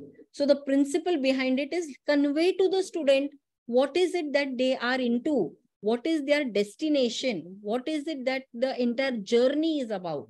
So we have to tell our students right at the start, only then they become partners. Otherwise, they are like education 1.0, sitting in their boxes, taking whatever we are telling. So clarity of focus is very, very important. We have to extend the opportunities. We have to promote and support their learning. How do we support their learning? We saw what NAC is also asking us. There has to be participative teaching. There has to be experiential learning. There has to be something where all the students and the teachers are involved. So when we talk about ethics, these are certain code of ethics which a teacher has to follow, which an institution has to follow. Only then an outcome-based education will not be the old outcome-based education, which is a factory model. Also, last time, if you remember, Pradnya madam kept on saying that the teachers should expect a little high from the students. The high expectation is very important. Why? Because when a student knows that the teacher trusts that I can do more, you are empowering the student rather than disempowering. Rather than saying that only what I have taught you, learn that. Here it is more of an empowerment. So high expectation, and always start with the end in mind. Always start with what we have to do. And how do we do this? We have to define our program outcomes. We have to define our course outcome. When we design our curriculum, it should be in link with that. It should deliver through our teaching. When I'm teaching, I'm not just teaching the subject matter. I am also transacting to the student how they can be equipped with research skills, how they can have a communication skill, how they can have collaborative skills or skills about understanding to respect other people's intelligent property. And of course, documentation, and to determine whether we are going there. So whenever we are talking about transformational outcome-based education, it should be something which is futuristic oriented. It should have a constructive alignment. And this is what I wanted to show you is with regards to a constructive alignment. And OB is always having empowerment, enlightenment, exploration, encouragement, expression, and evolution. So this is again where we are trying to look at the ethical dilemma. Are we still at the factory model? So this is the crisis that we have been facing in today's time when we are looking at OB. Are we still at the factory model? But these are the things that they are talking about, that we are not at the factory model. We are trying to bring about ownership amongst our students. We are trying to give them opportunities. There is an optimism, there is expression. So we are into education. That's why I kept on saying we are into a formal structure, but we will still bring about a lot of informal, like Bagless Day, or de-schooling society, or different kind of techniques like flipped classroom, seminar-oriented classroom, working in the groups, creating certain artifacts, empowering the students to voice themselves, to ask certain awkward questions, to ask certain questions which you are not ready for. So this is with regards to how we can bring in the change. So this is what Spady speaks about, that there is a traditional way of looking at it, which will only bring about empowering. I like this word a lot. This is only empowering. That is, maybe the student knows certain things, they have rote learned, they have managed about it, they can pass their exam, but when they come out, they do not know how to apply it outside. What we are also trying to bring about is empowering. Empowering is in that sense where now the students can become more and more attuned to an outside society, to an authentic learning, linking their knowledge with what is happening as a need of the society. How can I do something for the society is very, very important. So we have to move from just empowering a student to empowering. And how do we bring about this empowerment? If our students are not aware what are your educational outcomes, then we cannot do it. And this is our ethical duty. This is our accountability. It is our responsibility as an institution, as a teacher, to publicize what are the educational outcomes. We have to publicize our educational outcomes online in your website. You can have it in your libraries, in your laboratories, on your notice boards, your student induction program. You have to make the stakeholders also aware of it. Parents, alumni, communities. In your different meetings, whenever you are discussing a particular initiative, we have to first find out, is it linked to our program outcome? Is it something that the student will be able to achieve while learning biology? Is it something that the student will be able to achieve while they are learning, say, political science, or they are learning something about accountancy? So in different meetings, in your own small group department meetings also, you have to keep on connecting what you're going to teach with regards to your program outcome. So now this is a huge ethical responsibility. This is a huge fight for justice for the student's right. Because if we do not do it, then we cannot expect the student to achieve these outcomes. So it is our responsibility of the institution to inform the students about these and create an awareness, create an environment. Yesterday I spoke about the word ba that Nonaka and Takuchi speaks about in the model, that if there is a socialization, if there is something that you have considered, it should be explicit and it should go to the student. And therefore, it should be in your college handbooks, it should be in your college programs, it should be conveyed to the employer, it should be conveyed to the industry. And then there can be even sharing what the industry also required. But at the same time, we say that we are not just going to cater to your industry, but at the same time, we are creating somebody who has social responsibilities. So all of these things are very important when it comes to the ethics of OB in today's times. Again, keep on comparing it with the factory model or the OB or outcome base that we had. So it should be in something of a noun form. Now, this is a chart which I want you all to look carefully and tell me, how is this different from this? We have already seen Bloom's taxonomy many a times now. How we have remembering, to understand, to apply, to analyze, to evaluate and create. This is one. I think, Miss, your screen is not visible. It's on the research paper only.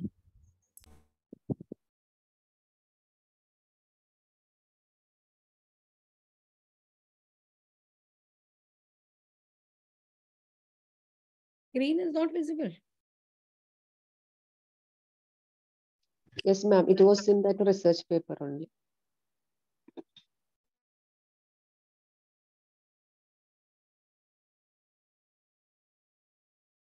You all didn't see all of this? No, ma'am. Now it's visible. Yeah. So this is Paddy. I'll go run through the slides if you have not seen it.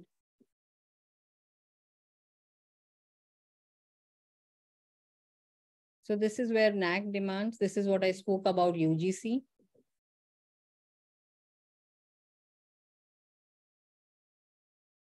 This is what we spoke about employability. This is Paddy. As I told you, Paddy, this is the link where he keeps on asking for your opinions, your suggestions, what you are doing for it. This is the difference between objectives and outcomes.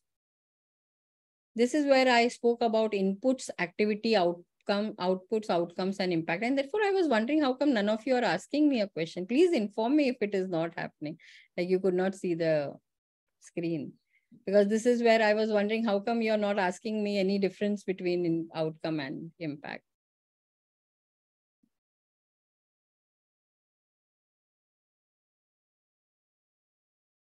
This is where I had spoken with regards to direction and bargaining.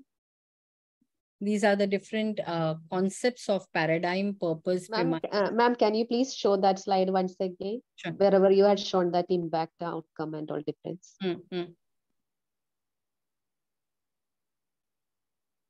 Thank you, ma'am. Then we are moving towards how it is about transformational.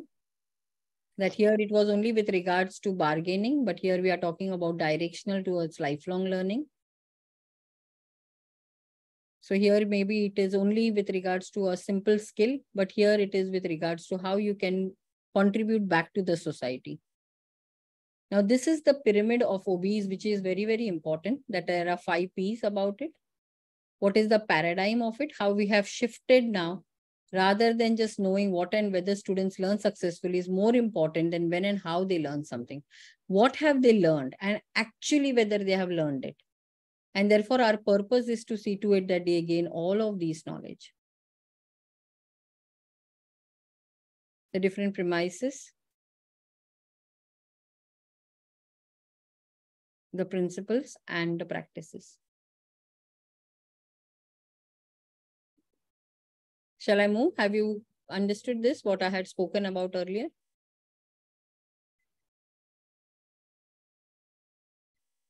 There has to be clarity of focus, opportunities, expectation, and design down. But most importantly, why it is so important that you should have outcomes, you should have curriculum, instruction, document results, and determine the advancement. Now, what I had spoken to you about, the two important words is in empowerment, that is only the skills that the child or the student would be knowing, but what we are talking about is empowerment. And this is what makes OB different from the factory model that we had.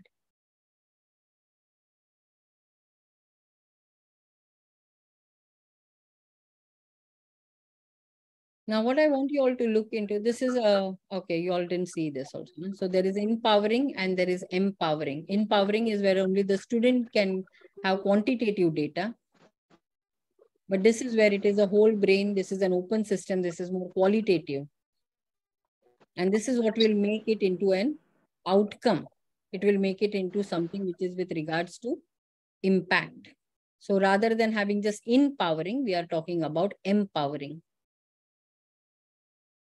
And as I told you, where should it all be? It has to be, it's our ethical responsibility to see to it that it is there on the website. It is given to the different stakeholders, induction programs, college handbook, college programs, employer, industry, and so on. Now, what I came to the question was this, and thank you for informing that you did not see it earlier, because this is very, very crucial. What I want you all to see is this part, and now you compare it to this part. How is this, although the words are the same, remember, understand, apply, analyze, evaluate, and create, how is this different from the reverse or inverse Bloom's taxonomy? Now we are looking at an outcome which is a little different, or actually more different from the factory model. The words are same, remember, understand, apply, create, evaluate, analyze. How is this different from this?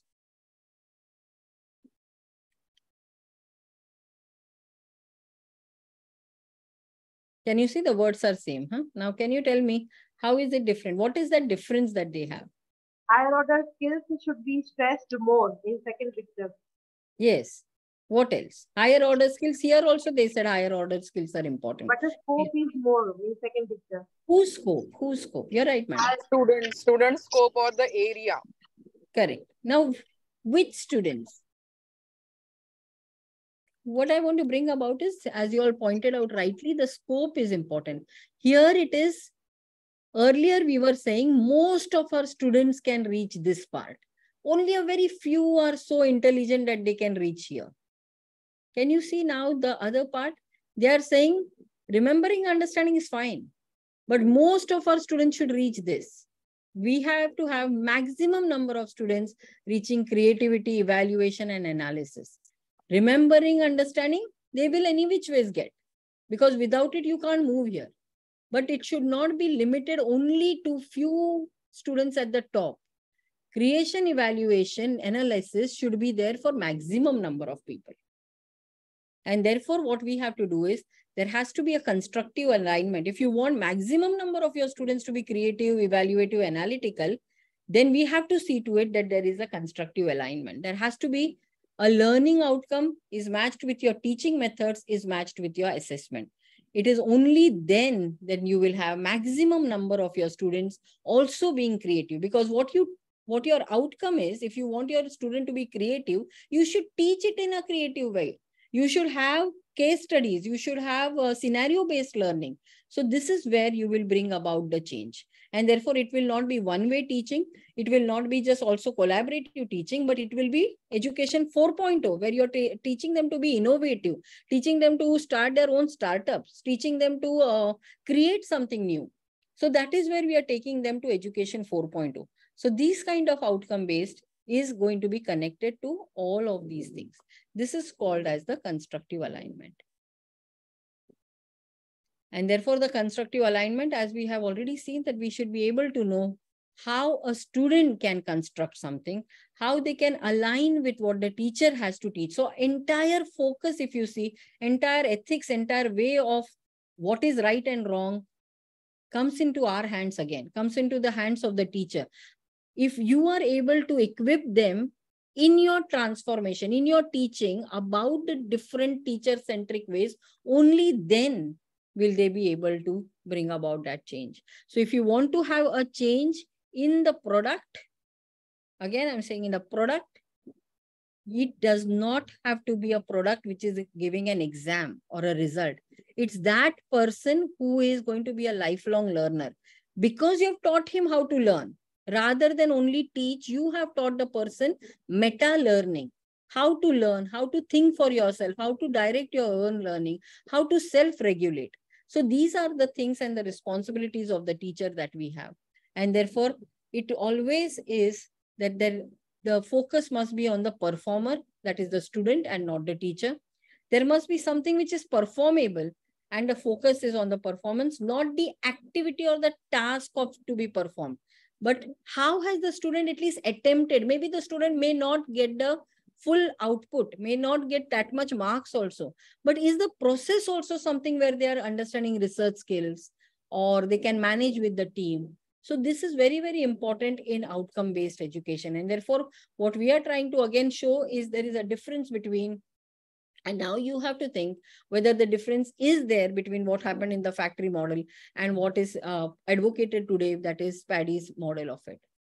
And with this, I have only one thing, because whenever we talk about all these big things, always a question comes to me is, but how will we achieve? We have so much syllabus to complete, and how we can...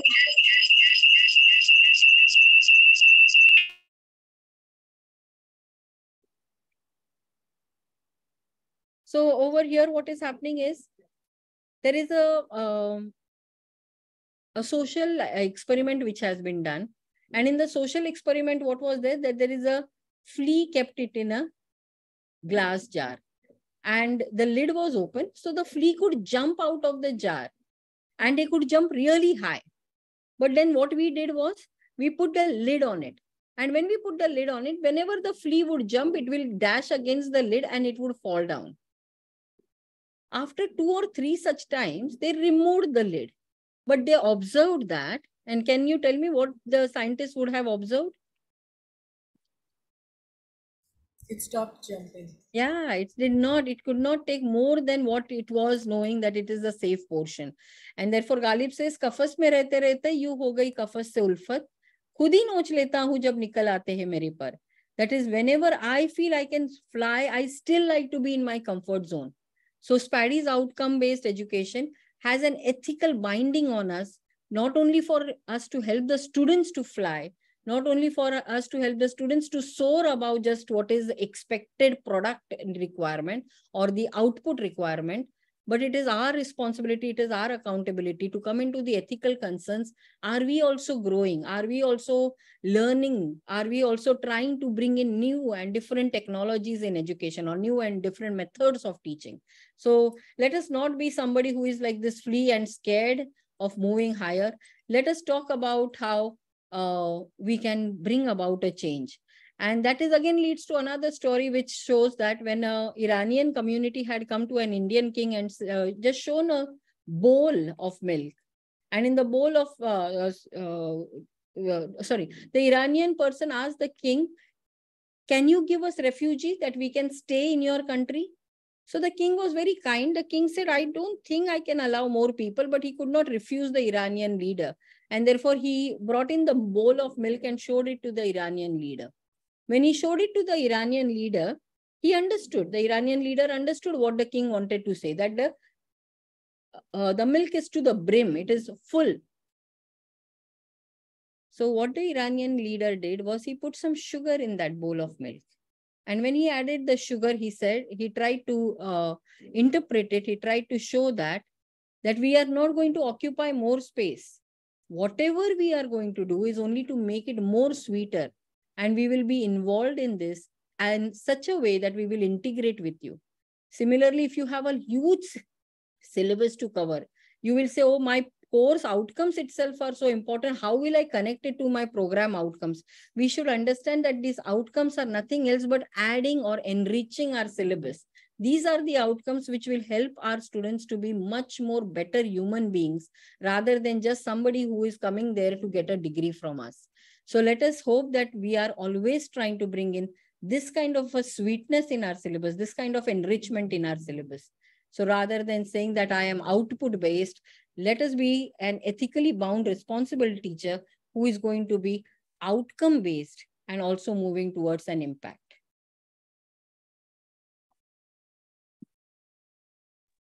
Thank you. Thank you, Ms. Kalpana.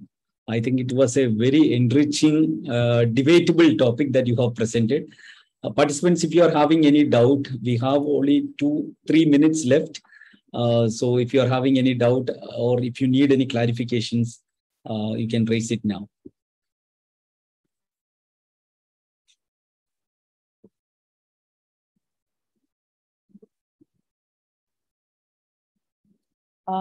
So I just have one question, Ms. Kalpana. Yeah. So when you began, you said that it is a debatable topic whether outcome-based education is needed or not needed. And we kind of went through the complete ethics of the whole thing.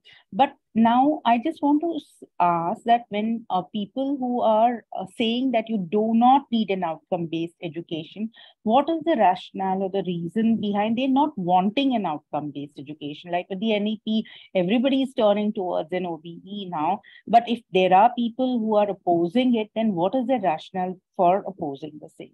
Correct. So the rationale was the simple thing that when it started, when the concept of outcome started, they were also saying that engineering students should have something which caters to the industries. This was equated to the factory model. Earlier also, when education started, it was only catering to the capitalist or the industry. So when actually the outcome-based came into, they were trying to see that engineer students, whether he is in India or whether he is in Australia, can now have an easy access of movement. Wherever they go, they will have certain fixed outcomes that they have achieved.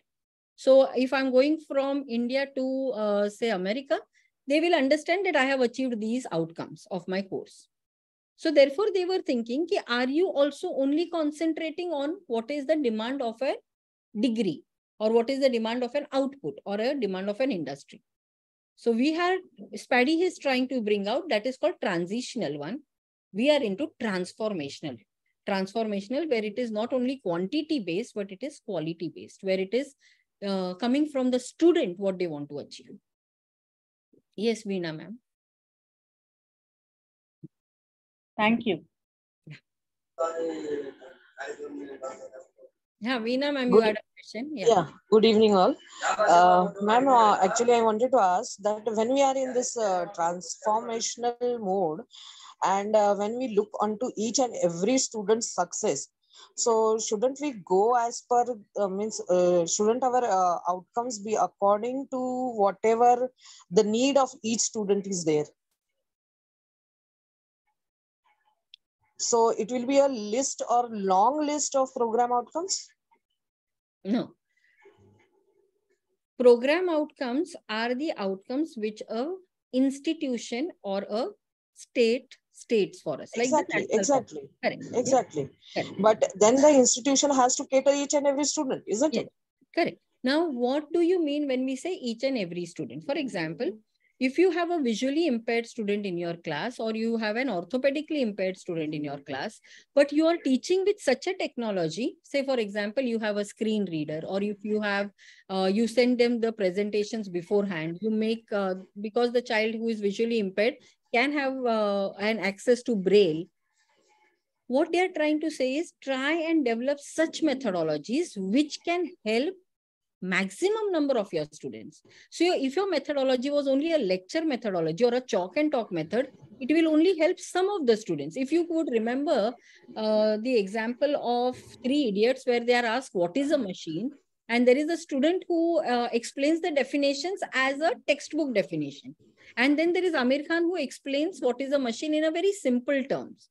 So what they are trying to show over here in the outcome base, that you do not have to cater to every student if your methodology of teaching or your assessment is not standardized only as one way, like a lecture method or only write an essay within 15 minutes by rote learning. But if you have assessments which are different, like for example, they can make a poster, somebody can write an essay, somebody can create a model, then your assessment also differs and your method of teaching also differs. So when your method of teaching and your assessment has a constructive alignment, then it will cater to maximum. Remember the inverse form of Bloom?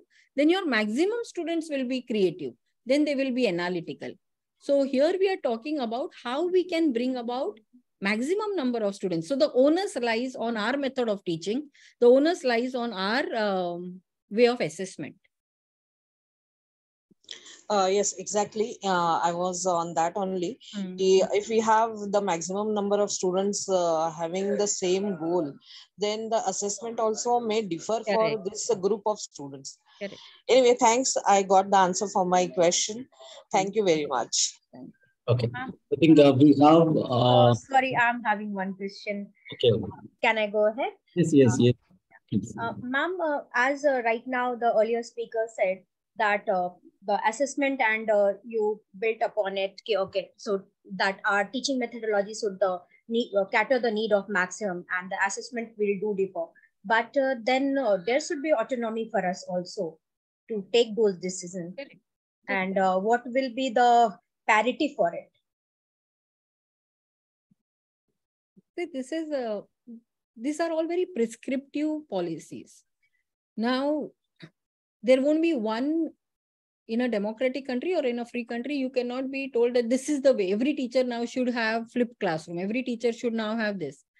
Your institution has to rise itself to meet the goals of the nation, or the vision of the country, or the vision of the state, or the vision of your institution.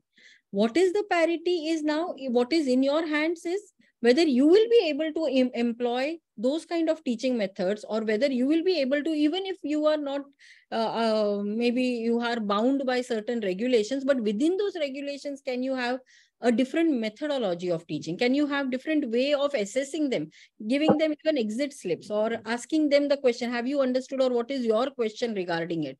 So I do not know whether we can keep on talking whether the system will allow us. Are we ready to change ourselves in our own small way to bring about these achievable outcomes? So if we can have this alignment with your teaching methodology, and whatever you can do it in your classroom, once you know what is the vision of the country. The vision of the country is not to have paper degree holders, only those who have rote learning as their knowledge. But if they want somebody who can use that knowledge as an entrepreneur, as somebody who can do something for the society, once you are aware of this, you will be able to bring about changes in the society, because system changes only when individual person starts changing. Okay, I think we can stop the discussion. If you have any doubt or more clarification, anyway, ma'am will be available throughout our program. Even after the FTP program also, you can contact her. Let me say thanks to Ms. Kalpana. Thank you so much for... Hello, sir. Hello. Yes. I don't have a question, sir, really. Sir, can you, because I want to next person is actually waiting. Resource person is actually waiting for the... Okay, leave. I will give my feedback. Okay. Yeah, just you can even text us, or you can put it on the LMS also. Thank you so much. No problem. Thank you. So I think ma'am had presented such an engaging perspective on the ethical dimension of outcome-based curriculum. I think throughout this session, all of us are challenged to think critically on the basis of various scenarios. Sometimes we get confused about which practices are ethical and which are unethical. Ma'am, you emphasize the point that ethical dimensions are dynamic and these elements are based on the time and context. We cannot blame the past. Following teachers' instruction, that is factory model, was considered as an element of ethics in the traditional educational system. Dear participants, if you remember Professor Binopol's session, sir also expressed the same viewpoint that if you are not updating our academic practices based on the context, even this OB initiative will also become a burden for us. Ma'am, you posed a lot of questions before us.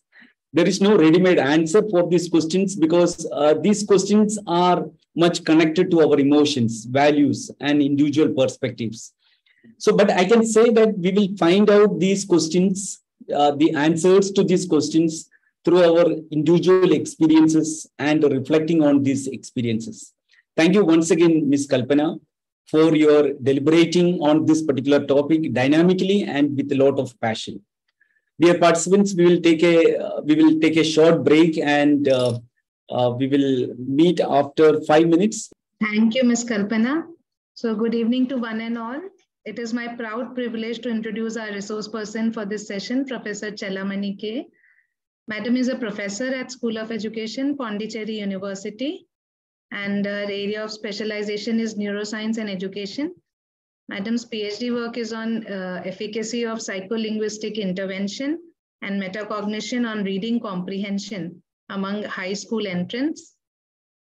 Ma'am has been a recipient of various national and international awards. Actually, I was so amazed at when I was looking at your profile, ma'am, but I could only take some of it. So I would like the participants to also know about it. The International Award NCERT for Researchers in School Effectiveness at Primary Level. National Awards of NCERT for Innovation in Teaching for Institutional Level. Innovation, Practice and Experiments in Education. BOLT, that is Broad Outlook Learner Teacher Award, IGNO MHRD Award for Innovation Practice and Promotion of Action. Ma'am has also been a principal investigator in many departments of Government of India initiatives such as NCERT, UGC, ICSSR, DST, Ministry of Education. She has authored many academic books on learning and innovation. Madam has contributed in many national and international journals and edited many books, which are really, I think, a source of inspiration for all of us if we could get hold of it. Madam is also a research guide for postdoctoral, doctoral, and PG students and has guided many researches. She has worked on many education projects sponsored by UGC, NCERT, and other universities.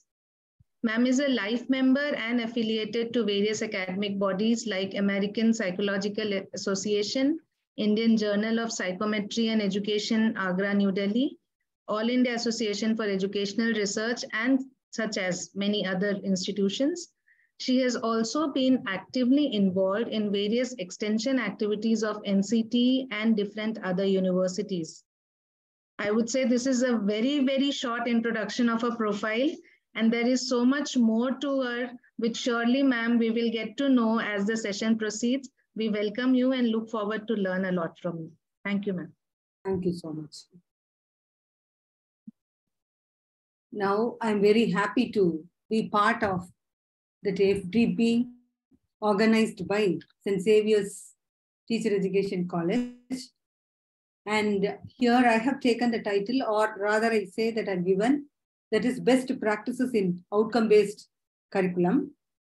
And what I find in my teaching experience that all the policy framework and the curriculum framework of education, they have been giving us the learner outcome-based curriculum as well as the design, the transaction design. Many a times it is teachers who may not understand or comprehend, I say that, what really the vision and the objectives of every curriculum designed.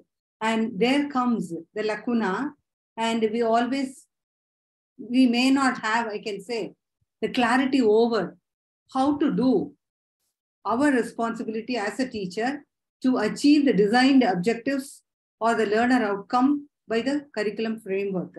Here I would like to convey based on the framework. As I belong to teacher education curriculum, in my experience, I find the teachers in teacher education colleges, or rather many a times the teachers in the university too, may not look with sincerity the curriculum framework and then transact whatever the course paper they have taken for transaction in the department.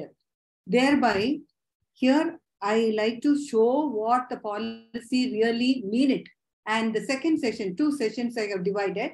The second session I would like to convey how as a teacher we can transact the curriculum designed by the curriculum framework of our ministry.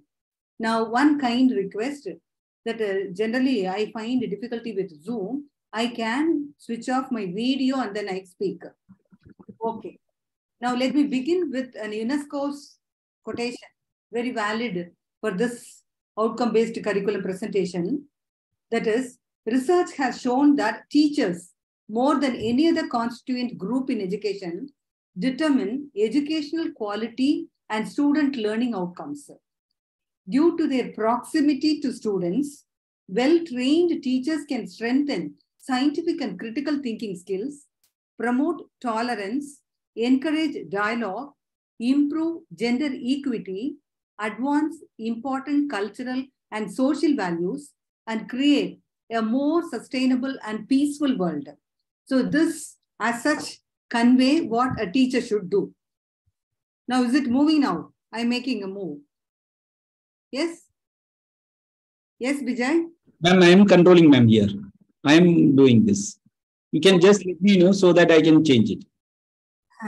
One by one, let me click and then see. Okay. Now, here, I always go through that whatever the OECD reports and then UNESCO's. So after going through, the latest thing what I found here, that is OECD has found out that Finland is one of the countries with the best achievement scores in reading, mathematics and science for 15-year-olds. Though there are many factors behind its success, it is ascertained that it is largely due to Finland's highly trained, professional and respected teachers. In Finland, teaching is a prestigious career and the Finnish society puts trust in education and teachers. They are highly qualified, that is, and job selection is a rigorous process with only the best candidates chosen for teacher training. Teachers have high competence in content knowledge and pedagogy and are autonomous and reflective academic experts. This is what very essential here. Reflective academic experts. In this context, my appreciations to St.Xavier's Institute of Education for this FTB on outcome-based learning, which is the need of the hour. Now, coming to UNESCO, a quick glance at the codes of educational experts at UNESCO's level gives us an understanding of what curriculum should mean in its practice. They recommend relevant real-world learning activities. They say any curriculum must be relevant to the lives of students. Connect student experiences to real-world problems. Realize the connection between what they are learning and real-world issues that matter to them, their motivation source, and so does their learning. Learning tasks should be authentic, personalized, experiential, learner-driven, and designed, and enable the criterion of content and innovative ideas by learners. Combine education and entertainment, or use the latest technological devices. More active learning, more relevant curricula, more real-world learning, and better trained teachers will improve the quality of education overall and increase student engagement. To look outside schools and seek ideas, resources, and expertise where they are found in their communities, in professional and educational groups, and in individuals, schools, and organizations around the world. Now, I believe that, Bijoy, please, one by one. Yes, ma'am. Now, yes. I'm here because I am pressing, I don't know whether my slide or your slide is coming. My slide only, ma'am. Okay. So you are making it one by one, isn't it? Yes. Okay. Now we are here for outcome-based curriculum. Curriculum is designed on expected outcome. At this juncture, it is necessary to comprehend an outcome-based curriculum. To bring effectiveness in the curriculum, the outcomes needs to be carefully identified. That is, what do students need to learn? Why do they need to learn? Since the learners are in the center stage, there is a need for relevant, competent teachers to operate outcome-based curriculum. Therefore, what are the things we have to look into? That is, in outcome-based curriculum, students are expected to achieve the high standards. That is outcome-based. Every student in a group is to be attended until they have mastered in achieving the predefined outcomes. In other words, it means that grading on a curve where students' performance is relative to the scores of their classmates is not acceptable as per an outcome-based system. Every student must perform to an objective standard despite how their peers perform. Ultimately, it is the assessment that measure learning outcomes. It is on the demonstration of the students' learning. Hence, the assessment pattern need not be static. It demands creative and dynamic assessments that exhibit students' understanding and the expected acquired skill. Hence, outcome-based curriculum should encompass all the above elements in its planning stage. The teachers planning for the class. Such comprehensive outcome-based curriculum has its merits. First of all, both the teachers and the students are aware of desired outcome right from the beginning. Hence, the process will get properly tuned. It indicates that there is goal set, the pedagogy, the learner activity, and the assessment procedure will match each other and achievement will be well spelled out. There is more of reality and practicality than theory-oriented. The flexibility in qualitative and quantitative assessment provide room for success. A smooth, transparent, goal-oriented curriculum help the organization to reach its vision. Now the next slide. Is it synchronizing, Bijoy? Yes, yes. Okay. Now, as we are all in the transaction period of NEP 2020 in every institution, let us see what NEP 2020 talks about. It is learner-centric as well as designed for the future global citizens. It focuses on moving the education system towards real understanding and towards learning how to learn. Very important, learning how to learn, and away from the culture of rote learning as it is largely present today. The aim of education will not only be cognitive development, but also building character and creating holistic and well-rounded individuals equipped with the key 21st century skills.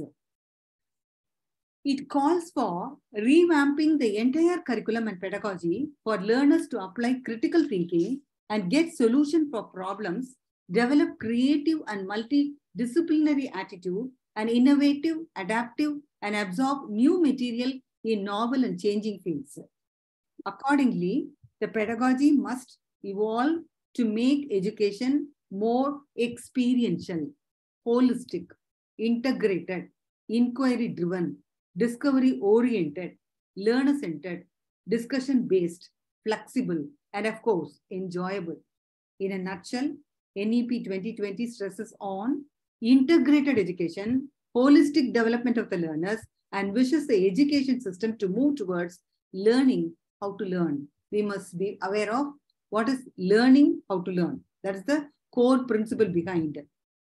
Now, we have National Higher Education Qualification Framework recently framed, and it is an outcome-based framework for qualification of different types.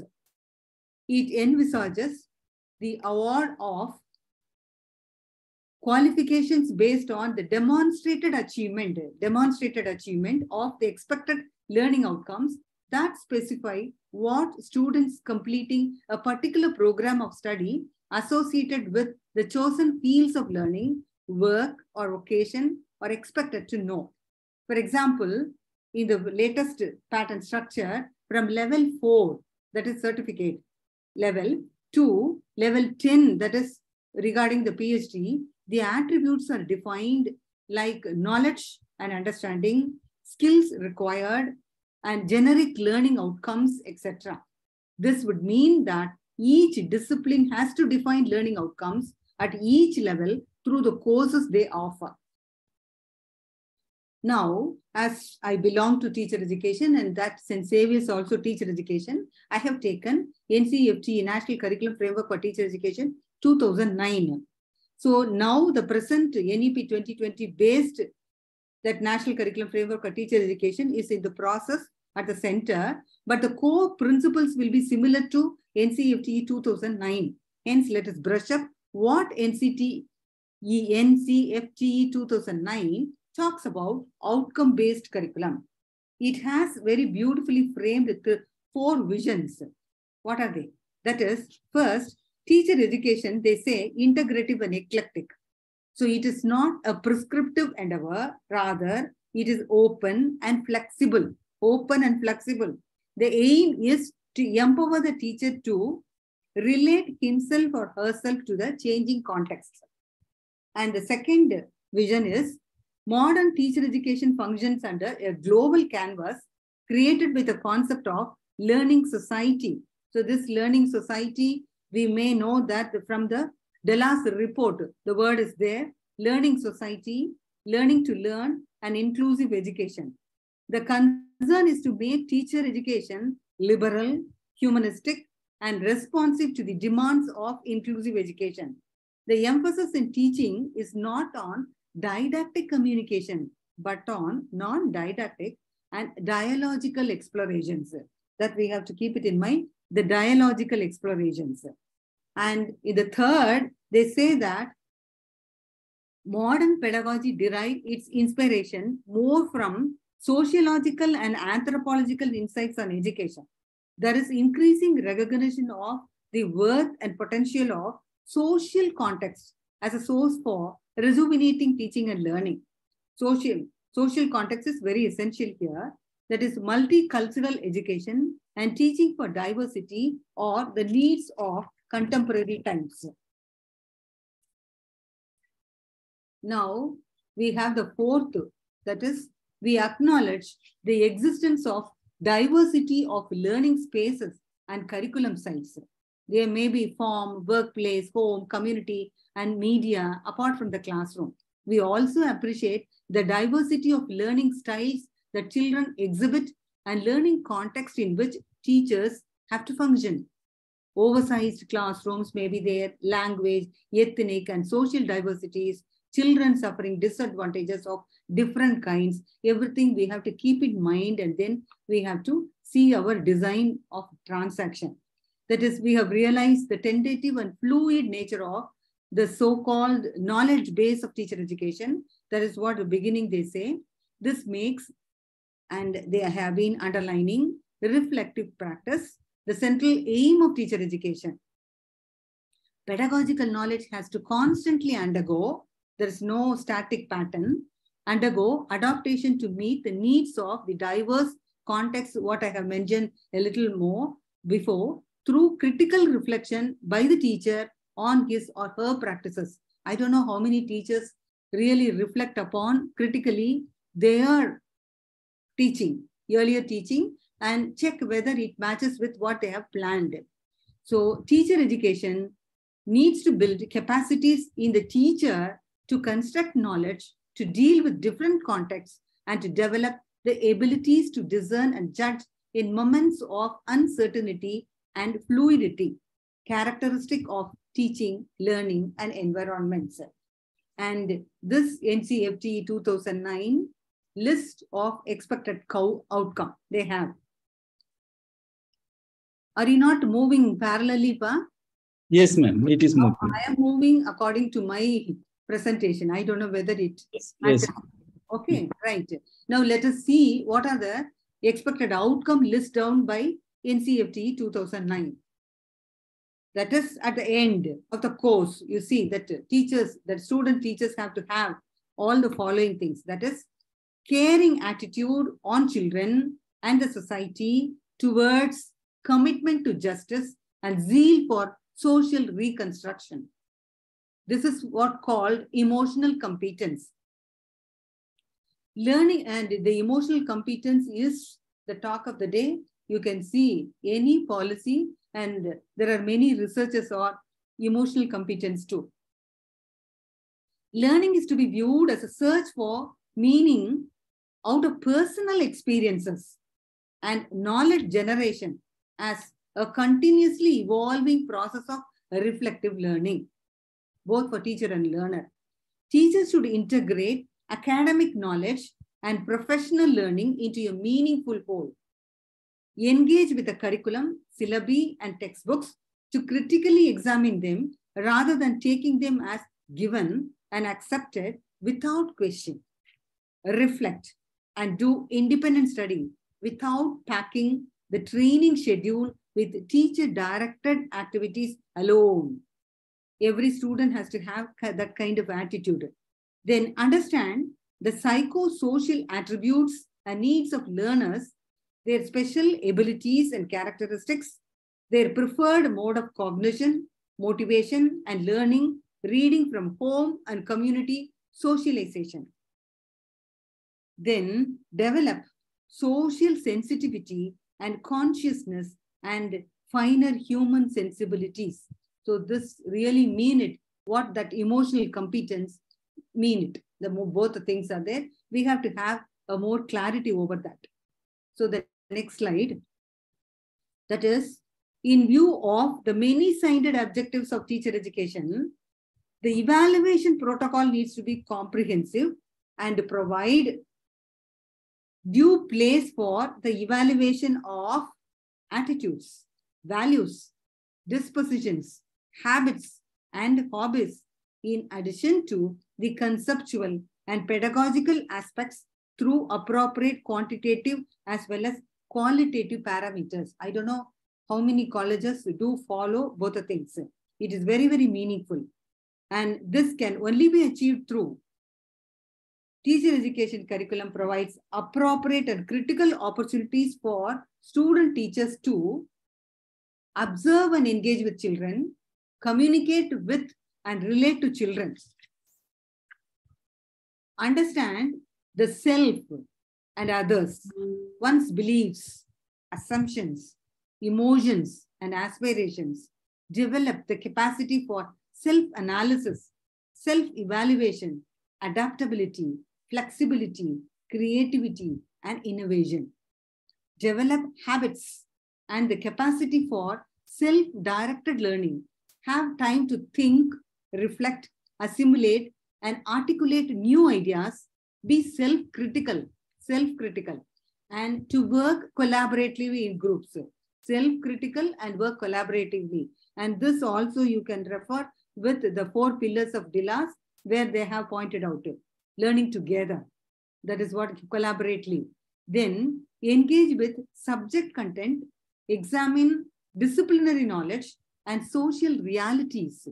Relate subject matter with the social milieu of learners and develop critical thinking. And finally, develop professional skills in pedagogy, observation, demonstration, analysis and interpretation, drama, craft, storytelling, and reflective inquiry. Very beautifully that NCFT 2009 have framed, and with beautiful understanding, we can have a reflective practice and we can make everything happen. And we really will achieve the learner outcome. Now that NCFTE 2009, it envisages the above curriculum framework that with all expectancy and carefully crafted the curriculum design. It gives concrete suggestions and how the education of teachers can be redesigned to focus on the learner to provide a greater space. Space is a very beautiful word here for the personal, social, and professional development of the teacher.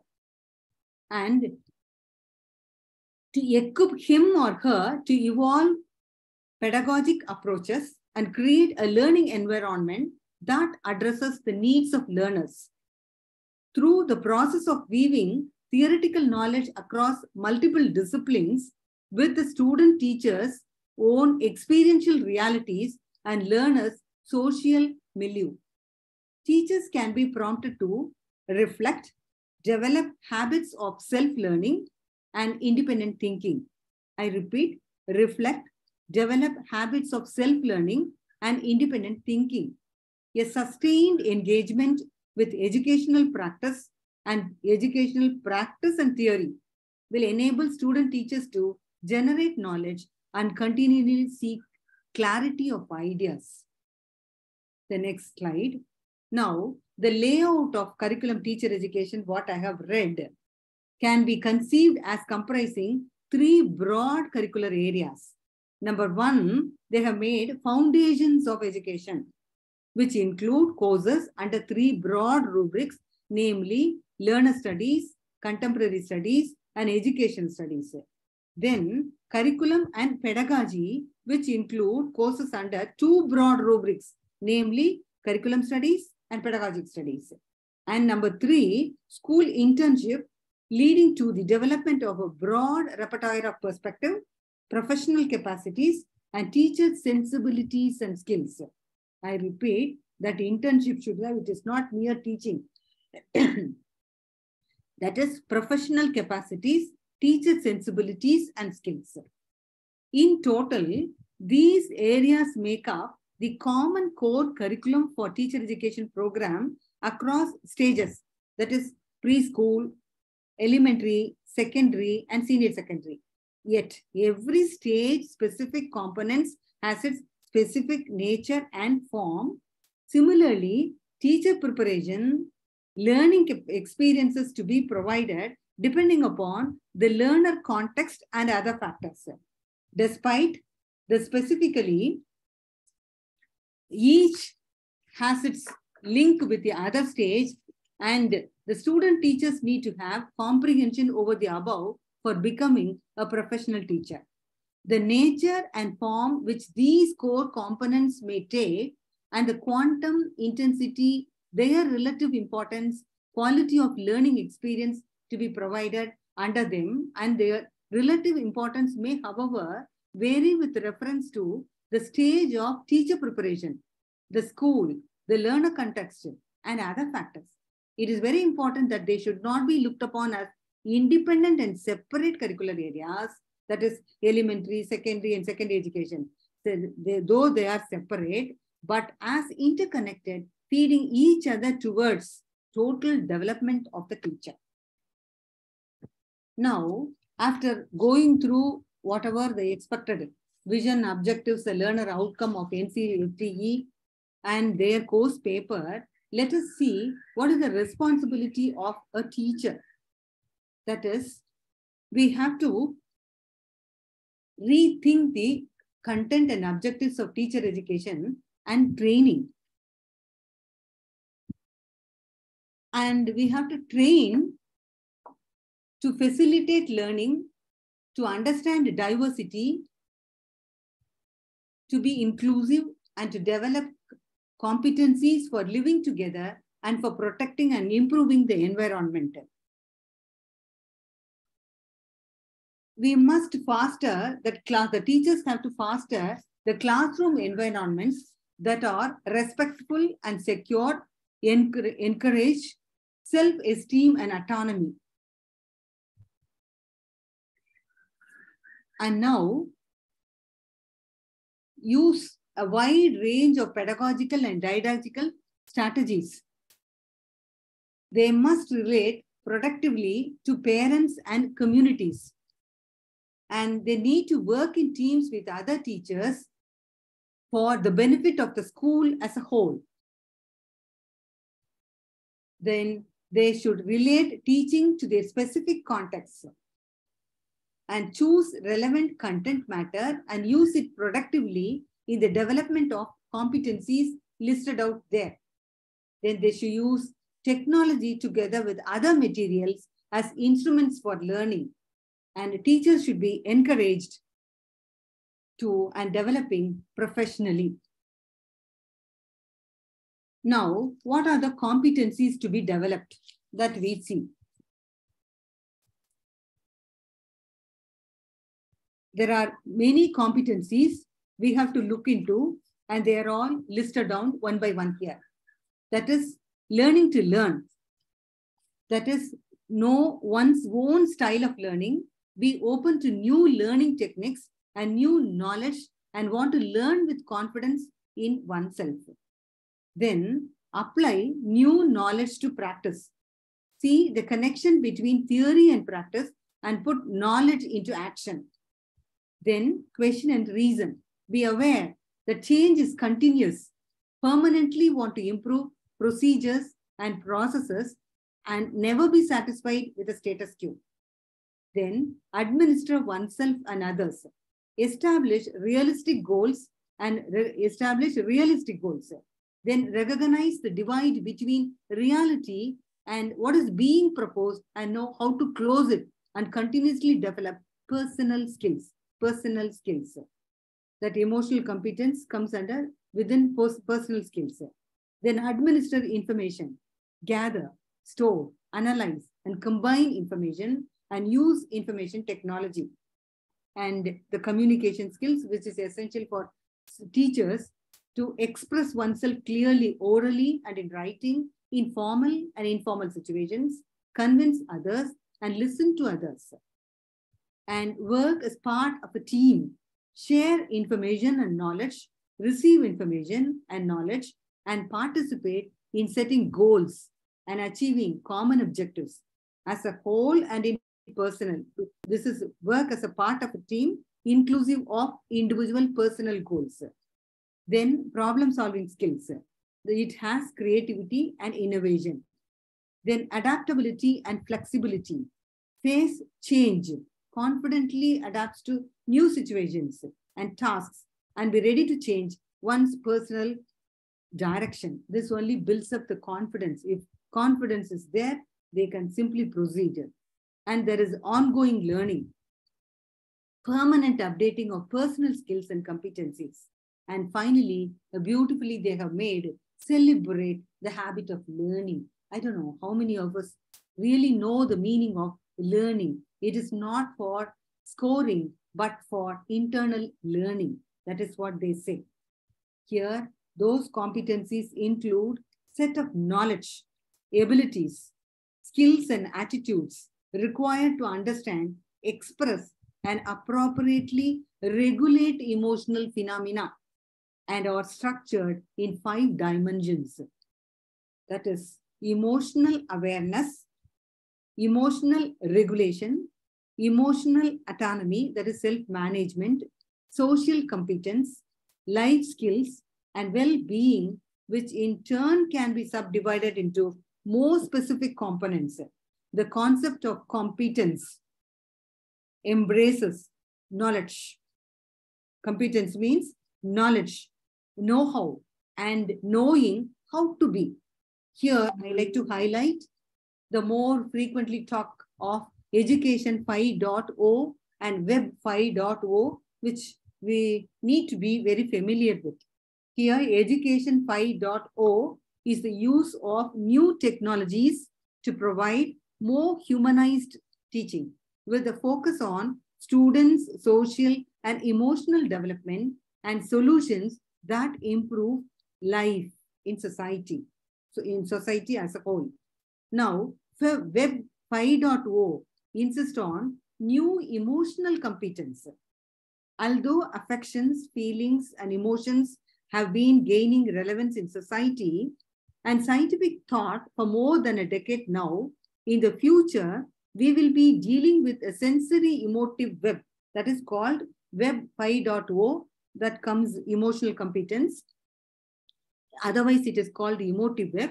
More than ever before, there will be a deep need for teachers to use and promote intra and interpersonal emotional competences. Teaching staff need to develop emotional competences and transmit them to their students in order to produce graduates who will be more adaptable to new socio-professional context. It highlights emotional competence. Now you may know what are emotional competence skills here. Emotional competence in the 5 main dimensions, what I said earlier, and they have been distributed specifically here for an emotional competence-based teacher profile that comprises of self-awareness, first point, self-awareness, emotional awareness, correct self-evaluation, self-confidence, self-regulation, self-control, awareness, adaptability, innovation, motivation, impulse to achieve, commitment, initiative, optimism, empathy, understanding others, developing others' guidance services, promoting diversity, political awareness, social skills, influence, communication, conflict management, leadership, catalyst for change, link builder, collaboration, and cooperation. Now, all these things Very specifically, they have listed down. And if we are aware of these things, it would be very comfortable to achieve the learner outcome. Now, the personal emotional competences refer on the one hand to, I have made it into two, that is self-improvement skills and relationship skills. So those emotional competencies, whatever we saw in the previous slide, they can be grouped into two, that is self-improvement skills and relationship skills. So the self-improvement skills such as self-knowledge, self-esteem, self-control and motivation, creativity, the ability to change or take decisions, and on the other, relationship skills such as empathy, the ability to establish appropriate communication, to work in a team, to solve conflict, to analyze the needs of society or markets, to be a leader in different social situations. And at some point in the near future, it is expected that communication and emotional education will interweave because our expression is full of emotions. Consequently, competence training, that is what we have to give to the students, rather than we have to give competence training on all those components, rather than just the exercise of knowledge and training in order to be able to act in complex contexts, will also require the mobilization of emotional resources and strategies, emotional strategies. To achieve teaching success through the web, it will no longer be sufficient to have a high intellectual coefficient or broad technical knowledge, because we always keep these two things only in priority. Teachers must be able to develop abilities such as self-knowledge, self-mastery, zeal and persistence, the ability to motivate themselves and to achieve results together with others.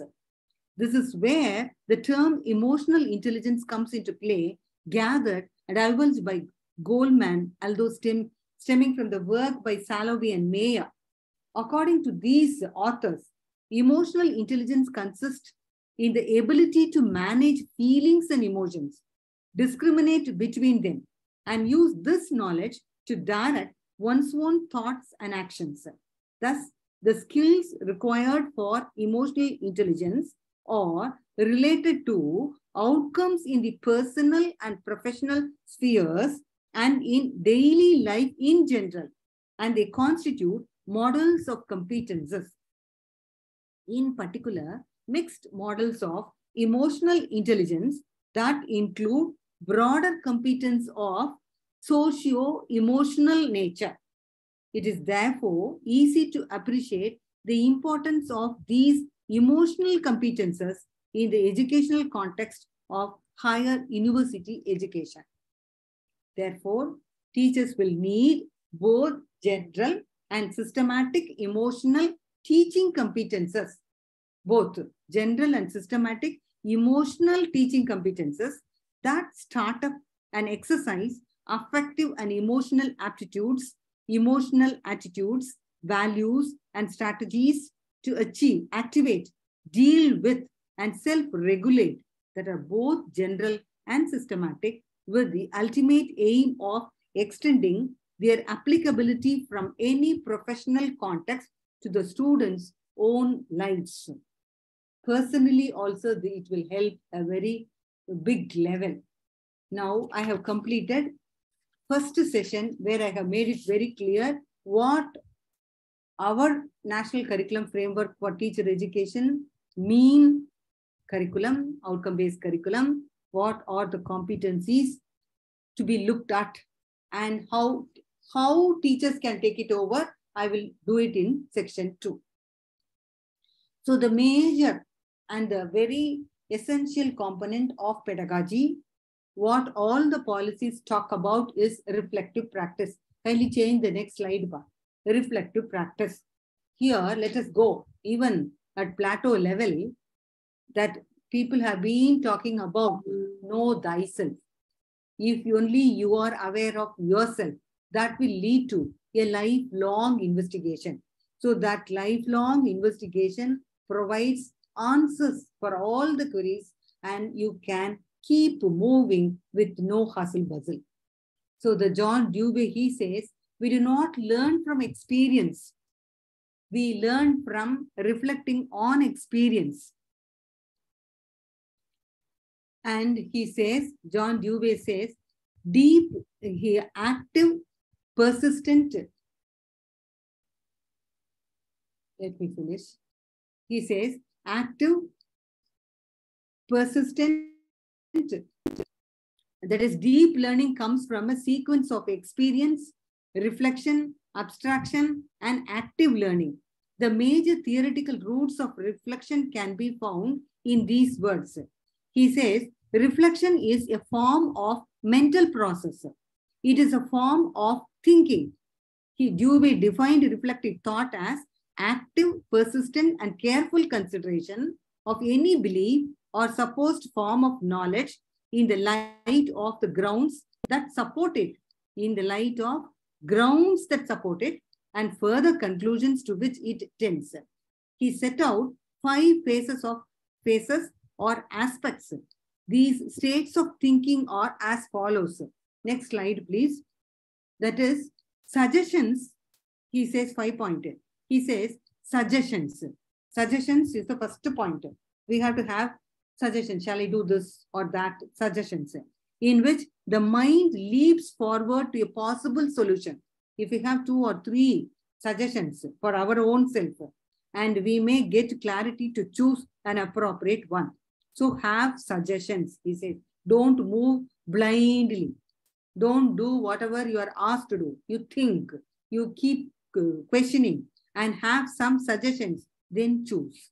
The next point, an intellectualization of the difficulty or perplexity that has been felt by the candidate, directly experienced into a problem to be solved.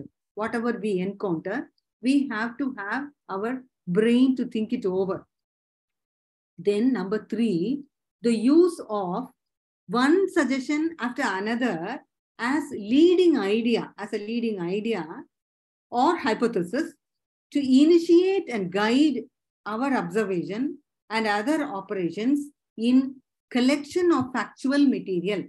Let's see that how much thinking we require. Simply speaking, thinking. That is, have suggestions, 1 or 2 or 3. Then whatever experience you have, you just relate it and see which is right or wrong. Then number 4, the mental elaboration of that idea or supposition as an idea or supposition, that is reasoning, in the sense in which reasoning is a part, not the whole or inference. No, it is not simple reasoning. You relate everything. Then the last one, testing the hypothesis by overt or imaginative action. I believe that you have understood. Are you all able to follow what I really mean? Please. Hello? Yes, ma'am. Yes, ma'am. Okay. Shall I proceed? Yes, please. Okay. The difficulty is blind talk. Okay. So these are the 5 aspects in reflective practice. You keep this in mind, and we will be doing with what reflective practice. That is, we have to have suggestions and we have to use our brain, think, and then use whatever suggestion is applicable to solve the problem, and you proceed with your thinking, your understanding. Now, I just go to the definition and then the theoretical component, and then I go with practical reality. That is, I have been practicing reflective practice for 25 years, more than 25 years. And each pattern I have with reality as well as the type of students I have. And I just get along with the change occurred in the society. Let us see, I just give you some sample, whatever I had been using it. And here, reflection.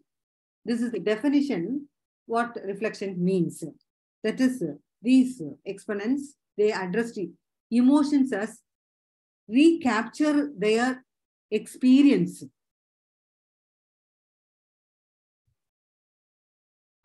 Experience. Think about it, mull it over, and evaluate it.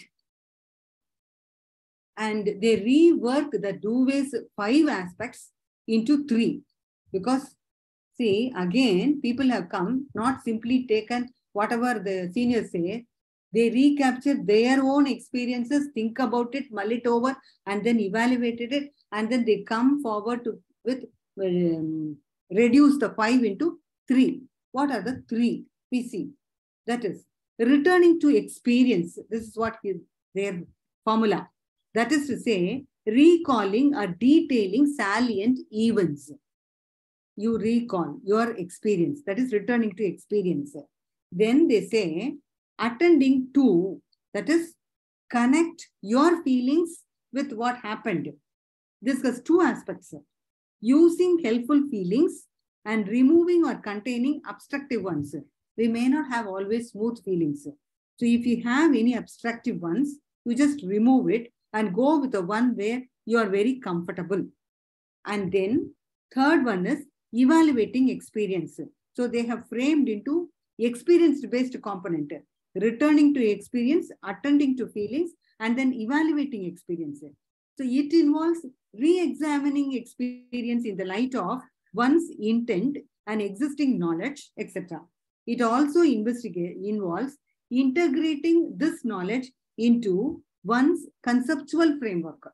That is, on any basis, whatever we have understood, we have one schema in our brain on any event or any concept. So he says, evaluate that experience.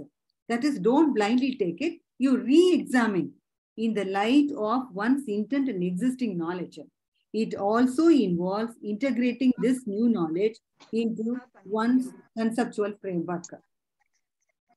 Now, a great person on design.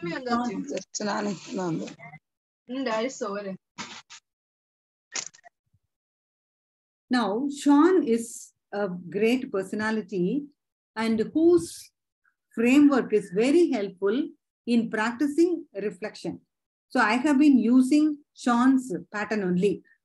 That is, his notion is on the ideas of reflection in action, that is during the process of knowing and doing, and on action, that is after our performer, what happened.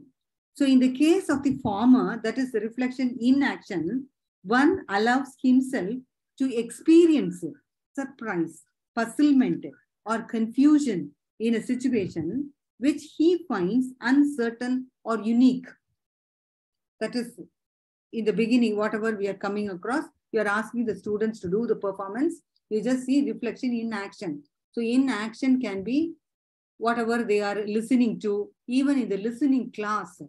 That is, even I believe that Bijoy's class, that time we had only paper pencil.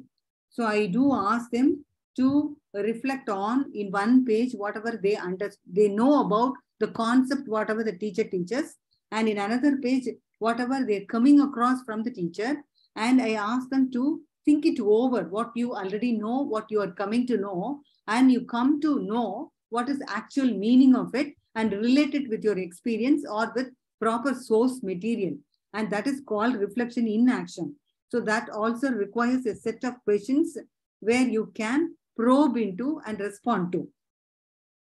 So here, in that process that candidate may have, that is every individual has, surprises, puzzlement, or confusion in a situation which finds uncertain or unique. Because I can say that I have been thinking reflection as such, but now you're talking reflection in this way. What is this with that? So that kind of puzzlement or confusion definitely happens if one really learns, listens, and reflects upon, not blindly taking up what the teacher says. And it reflects on the phenomenon before him and on the prior understandings which have been implicit in his behavior. He carries out an experiment which serves to generate both a new understanding of the phenomena and a change in the situation. So he has to practice it, take it into routine, and then you check whatever you have come to know, the latest, whether it is what do you call valid or reliable. That way you can check it. And the reflection on action is done later. That is once you give a performance. So and you are reflecting upon your performance. That is the reflection on action. It enables us to spend time exploring why we acted as we did. Sometimes a simple example is we come with a lesson plan to the class with all preparations for hours together. But once we come into the class, there are various factors that affect it. And we may have a different kind of presentation or delivery in the class. So at the end of the class, you reflect upon why has it happened so. It enables us to spend time exploring why we acted as we did. In doing so, we develop sets of questions and ideas about our activities and practice.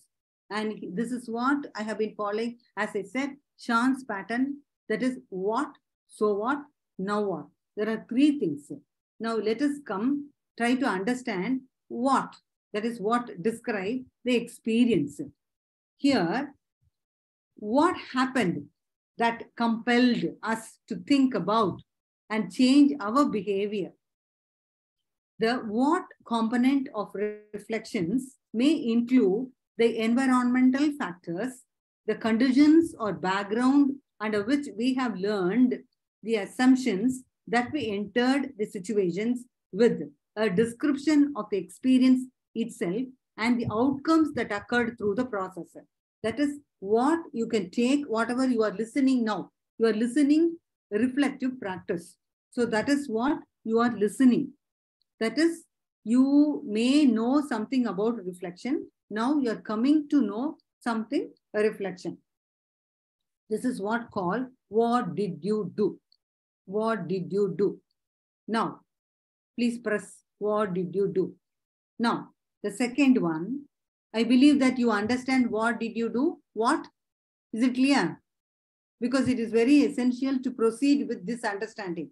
What means whatever we are listening, whatever we are doing, we probe into the action or the process. Description of the experience. So here we may have certain questions to get answers. The second one is, so what? So what describes what difference it makes. That is, what impact or meaning it has for us, why it should matter to others. The so what component of reflections may include relevancies to us as an individual, to you as an individual, the degree of importance that this knowledge has to practices in the real world, how the experiences have changed you, and the ways in which this experience relates to you as a professional in the field of education. That is, so what? That is the last point. So what is, how is this learning important? The same slide bar, the last point. So what, how is this learning important? That is, you are coming across my delivery of reflections, reflective practice. So now you may be thinking it over, how this learning is very important to you. What is the necessity to know about reflective practice here in this outcome?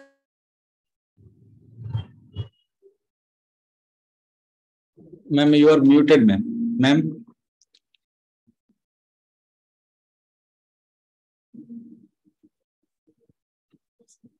Ma'am. Is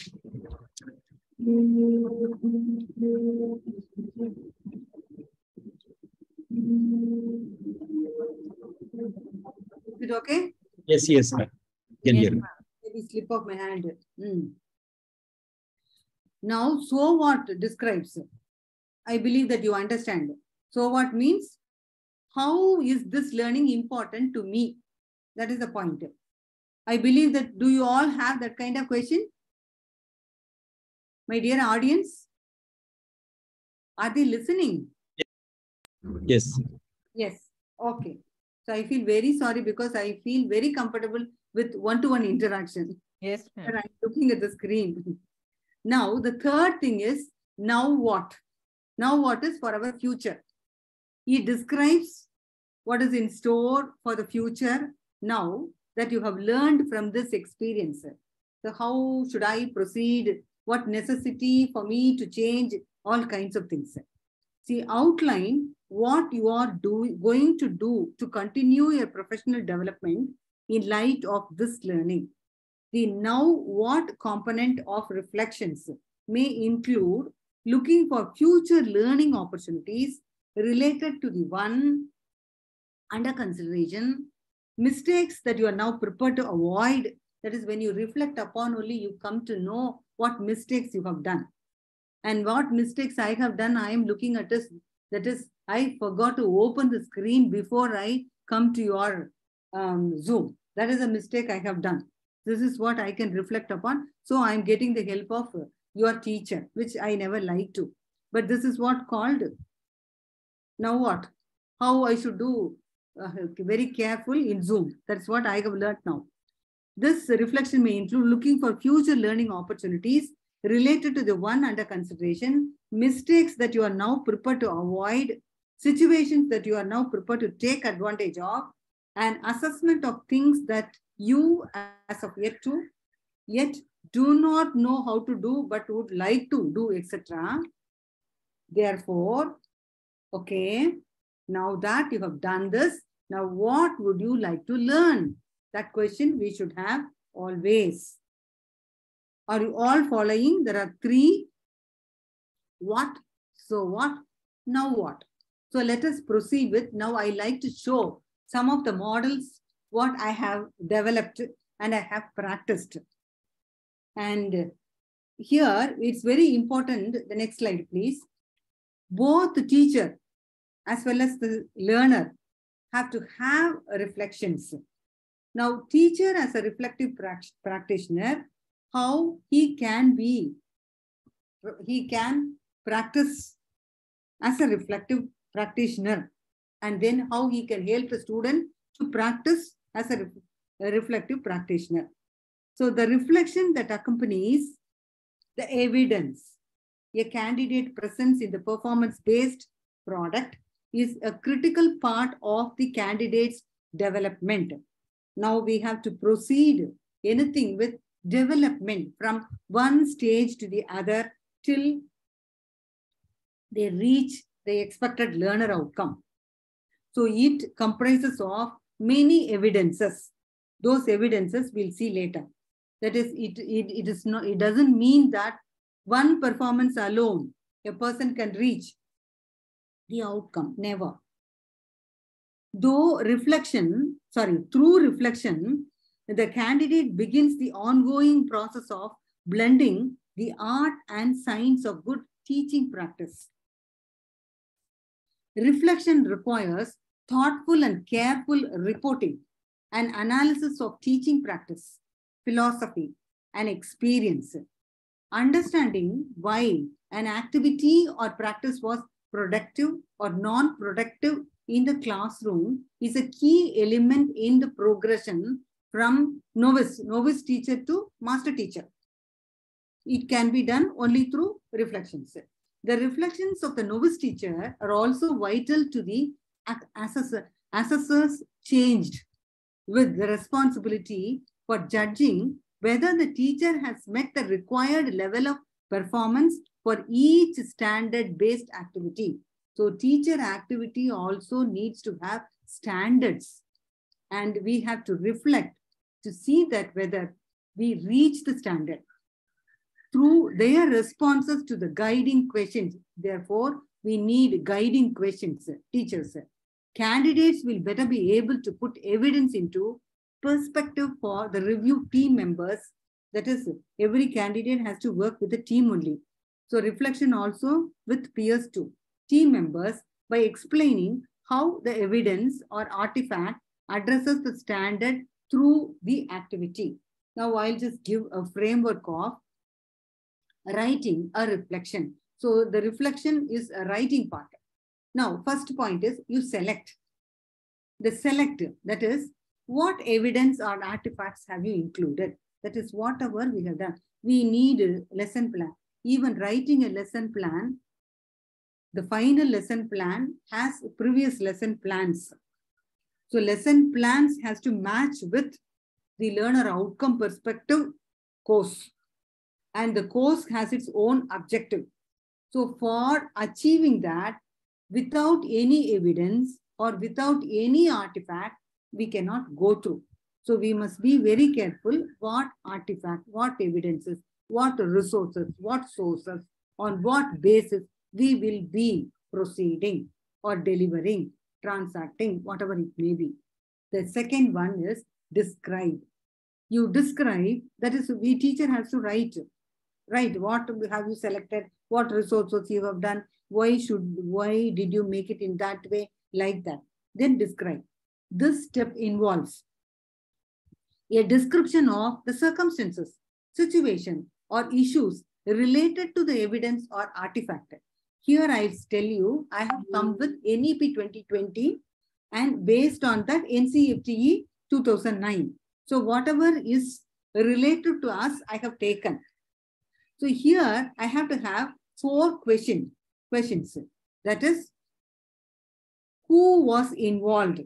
That is, who is the audience? Now I have to see who are the audience. I found that faculty from engineering and faculty from other discipline also, art and science also. Who was involved? Then, what were the circumstances, concerns or issues? So in what circumstances I am making online? And there is hybrid mode, you have mentioned it. And in what way I can make everything very clear in the behind the screen, like that. And when did the event occur? At the end of the day, it is occurring. And I don't know how many of them have mute and then went for their work or anything. I don't know. When did the event occur? I expect that also. Then where did the event occur? It is online, Bombay to Pondicherry. It is happening. And how should I make it? These things I looked into. So only I made one by one. I can speak and then relate it. And the Zoom platform always terrifies me. The other platforms are comfortable. This I anticipated. So only I make that moving screen one by one. I believe that it may reach the audience. Am I, Dr. Bijoy? Yes, ma'am. We are able to. Then after describing, I have to do the analysis. What to analyze? This is digging deeper. That is the why of the evidence or artifact and how of its relationship to your teaching practice should be addressed. That why. Why have I made this? Just now I explained to you. Then apprise.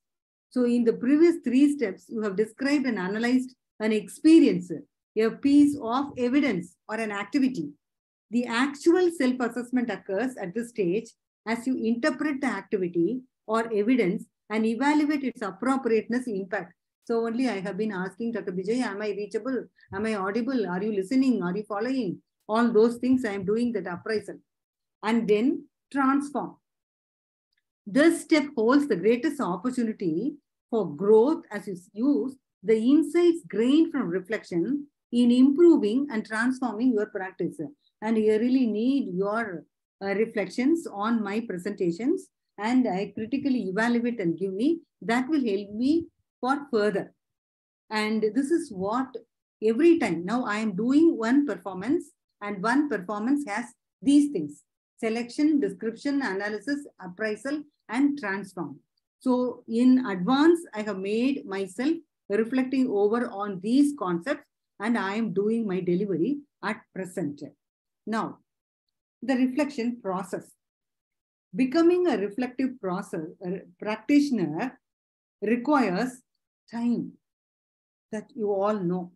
Then practice. The more you practice, the comfortable you will be. And an environment supportive to the development and organization of the reflection process. Even in online mode transaction, when we had internship and everything was online, and I made a design for online internship for our MEd candidates at a VIII college, and everybody is online. How should it be? I made it and made a paper, and that paper Springer has published. That is that reflective practice online mode. Throughout reflection only.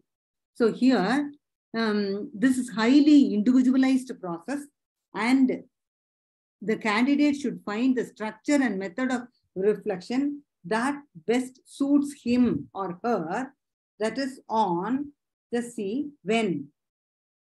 That is immediately after the lesson or experience.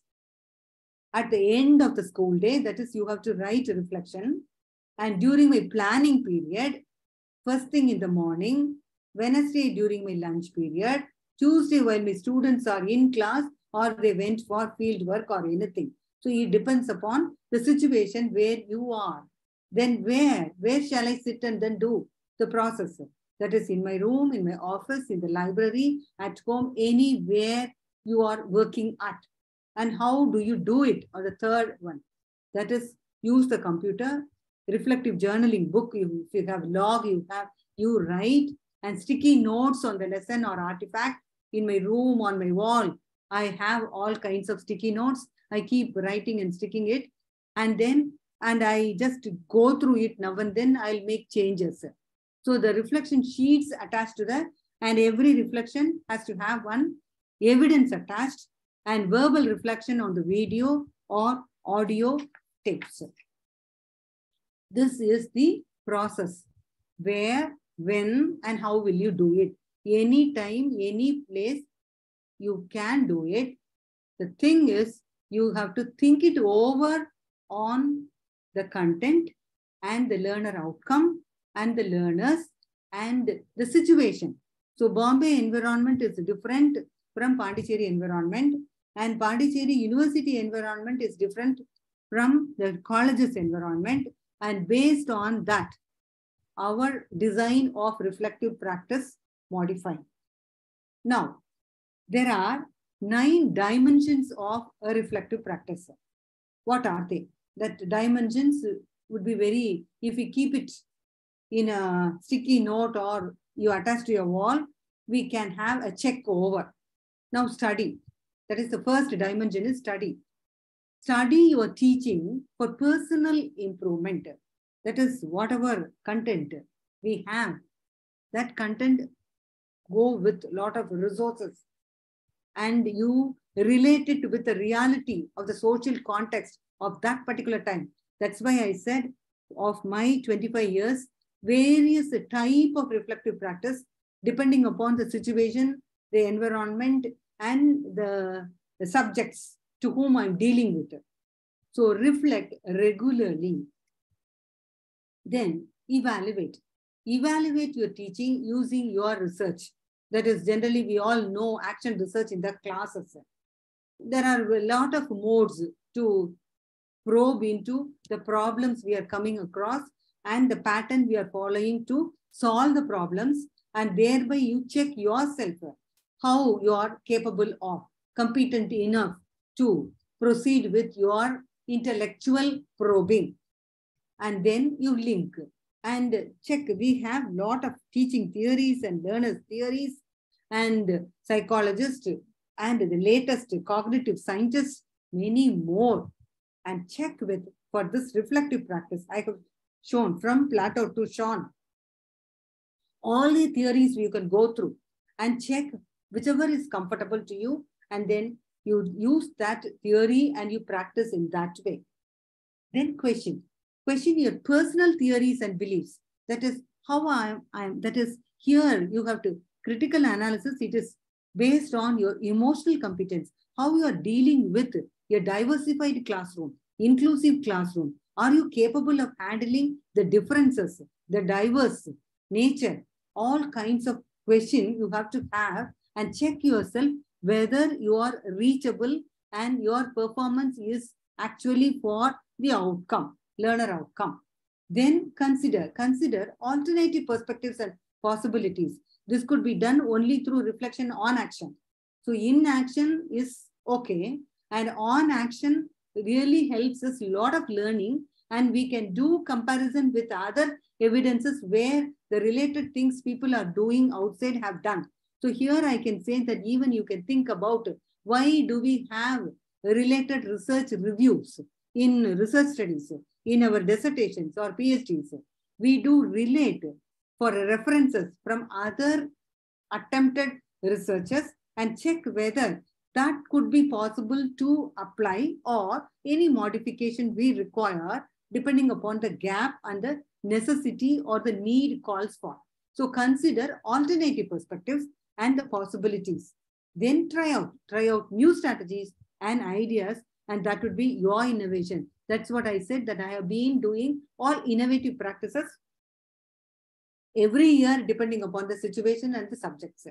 And maximize the learning potential of students, inclusive practices. That is, don't ever get settled with and don't allow students to have contented over whatever is given in a given material, the syllabus. Ask them to go beyond. Maximize their learning potential of they are all capable of. If you give more activities, more exercises, they will come out with lot of resources. Through their presentation, we may get new learning at all. So it is all through only reflections. And then enhance the quality of your teaching. That is effective practices, that also how effective, that is depending upon the findings or outcome of your performance from your students. That will talk about the quality of your teaching.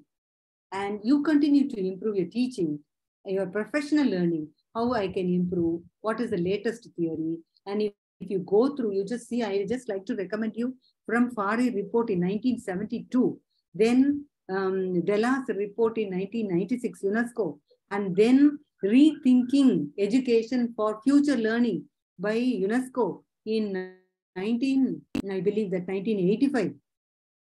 Sorry, 2015 Future of Learning reports, 13, 14, 15. All those reports keep on talking about learning to learn, know thyself, reflective practice. This is what they say. So, even in Plato's time, whatever they say, we are not taking it to the right way. And that is, maybe people have laziness. There are many questions I come across. That is, our intention is to finish the syllabus. What do you mean by syllabus? Syllabus is only a tool. Curriculum is the learning experience where the teacher, the learner, the content, the expected competencies, the learner outcome, everything is involved. Evidences are related. Reality is required. And people have to come out, relate whatever they are learning, relating it to their experiences, the situations. This alone will help, and that will really help us, a professional training. Now, this reflective practice has, next slide please, has two significant points. That is, think aloud protocol and portfolio documentation. These two are the main sub-components, or you can say major components, which involve, or otherwise I say, take you in your reflective practice. Think aloud protocol. Now you may know how many I had been talking about questions. The think aloud approach enables access to the thought processes or decision making of someone performing a specific task. So I will give you some of the questions. Have always set of questions. This think aloud protocol, even in the beginning I have shown what are the 5 phases, aspects. So everywhere, select, connect. So from select to connect, you have a lot of phases, and everywhere you have think aloud protocol and portfolio documentation. That is documenting all the evidences, all the artifacts, all the resources, all the performances, and like your photo album or like your certificate filing, like that. I give 2 examples. That is, we file our certificates, awards, everything very systematically in a folder. Similar way, we have our photographs nowadays in phone, people collect, and it also has portfolio. Some of the latest phone talks about the days, and my Apple phone always comes, this day for your memory, this and that. So kind of documentation that to recall. So here, what I say, portfolio documentation, all our preparation, for example, teacher preparations and student performance, student level, student performance. This is called the documentation. portfolio. The portfolios as the outcome of a continuous student-centered process help students learn in a variety of ways. That is one important outcome of portfolio process in the classroom is increased student awareness. That is that documentation. If you recall, you just turn the pages of your folder that builds awareness. Sometimes you may say how stupid I was that day. It is so funny to see that how I behaved in that way. So we would have had such kind of reflections. So it builds, if only you have documentation, it builds awareness and it builds us, helps us to have a responsibility for learning objectives. It is embedded in reflection of students on their work.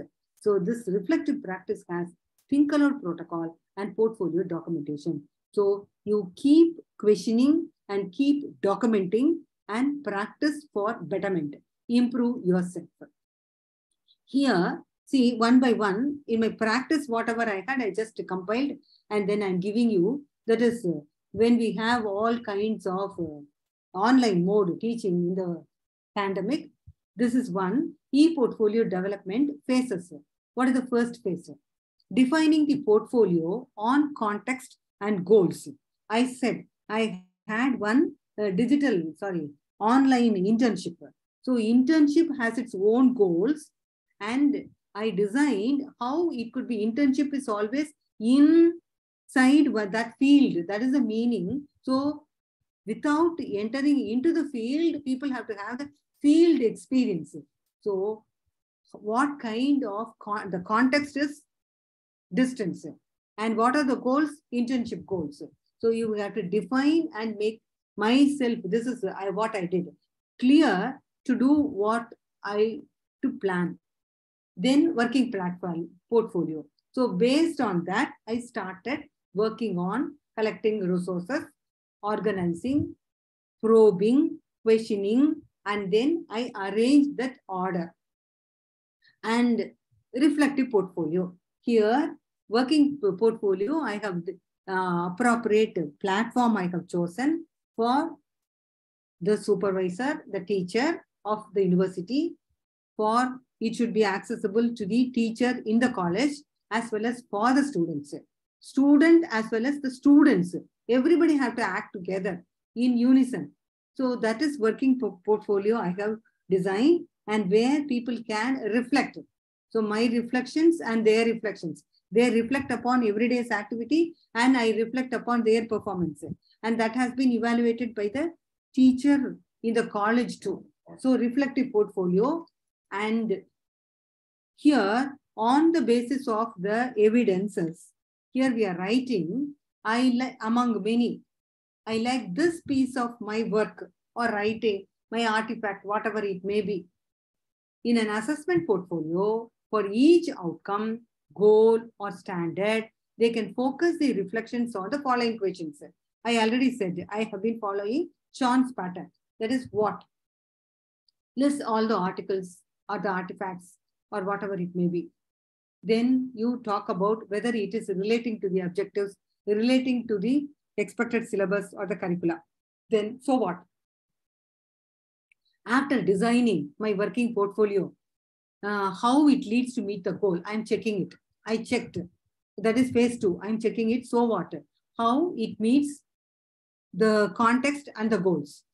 Then third one, now what? See future learning goals. That is if all hypothesis, if people respond, what to do, how to proceed, how to rectify the lacuna, everything. And then the fourth one is the connected portfolio. That is proceeding with all the design matter. And then the presentation portfolio. So once you connect with what, so what, now what, and then after rectification, after intellectualization of all the questions and altering the different pattern I have chosen, then I come for presentation. So this is what I have to do before I go for anything, even in today's presentation. Now this is what I did for today's presentation on learner outcome also, base curriculum. Now here I have given active assessment on ensuring learning portfolio. Just see, it is MR students 2009-2010 batch. I just pick up one. This paper was on advanced methods of teaching. So the strategy I used was e-portfolio writing, and just see the objectives. Is it visible to everybody? Yes? Yeah. Those objectives I have framed: understanding the content of the subject, comprehending its application in teacher perspectives, analyzing its relevance in today's classroom, reflecting on their progress, and acquiring the skill of ICT and integrating it in their learning process. 2009-10, many may not have even email, but the practice come into performance. So here I have made for one semester action plan, January, February, March, and April. And see, January I have done 5 steps. Setting the stage, selection of items from the content by the students. Here I made students also to do the presentation. So teacher orientation of the course content, teacher orientation of the program design. So in February, writing assignments, posting artifacts, annexing references. March, April, the students proceed with that. And then they have the demonstrating, developing tools for evaluation, then illustrating that with evidences, reflecting on their learning through emailing, and reflecting on their progress by comparing their own artifacts. That's what I said, 1, 2, 3, 4. And challenges encountered along the way they have made. And sharing email IDs and linking, using technological support system in teaching in February, and January that email ID. February technological support. March online examination and evaluation. So in your researcher's role, that is the teacher role, is developing a portal of portfolio, documenting students' artifacts and their reflection.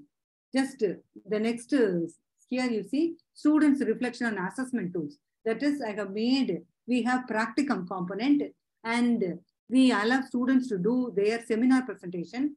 And seminar presentation, each one has to have self assessment, peer assessment, and teacher assessment. And here I have rubrics.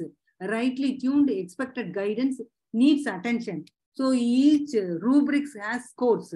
Needs attention 1, expected guidance 2, rightly tuned 3.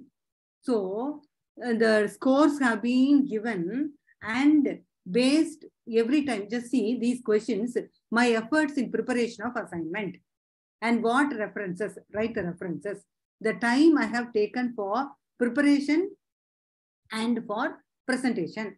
So my plans for class demonstration, the technology, the support system I have selected, the strategy I have selected, the challenges I encountered about today's class. What is the content about? How was the preparation? What did I gain today? What is my future goal? What is the progress? So signature of the student. That is, every student was asked to do one presentation, and this reflective assessment sheet had been given to all the peer, the individual, as well as the teacher, and everybody reflects upon the question and they hand over to the candidate. The candidate will go through all the reflections for both teacher and the students. They score it and bring it to the teacher, and next presentation, again, they will have 1 or 2 or 3 presentations.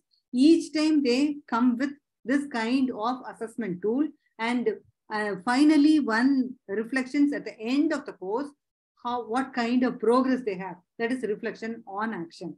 So this is how they have got trained, and even now I get responses from the teachers of today in various places in India, and they said it is very helpful to them. Now, one B.Ed model I have made, I am telling you here, that is, I have got that NCERT award. I wanted to make one NCERT institutional innovative practice. So that innovative practice, one institution I did, and I got that, I won the prize, and they gave 2,000 rupees, and I called all the teachers and I made one workshop pattern and I trained them, and this is on that reflection. Now you see, this is, here there are 4 columns. This is from the 2-year teacher education curriculum from VIII. So here at the end, now if you see NCFTE curriculum framework, 2009 curriculum framework, I believe that in page 54 or 55, you find process-based curriculum and product-based curriculum. That is product-based curriculum. They said that 1-year teacher education, VIII, what they had done in product-based, and they wanted to make it this new curriculum as a becoming a professional teacher. That is the title of the curriculum framework. And they have given the right side, the last column I have given. This is what they said, process-based curriculum.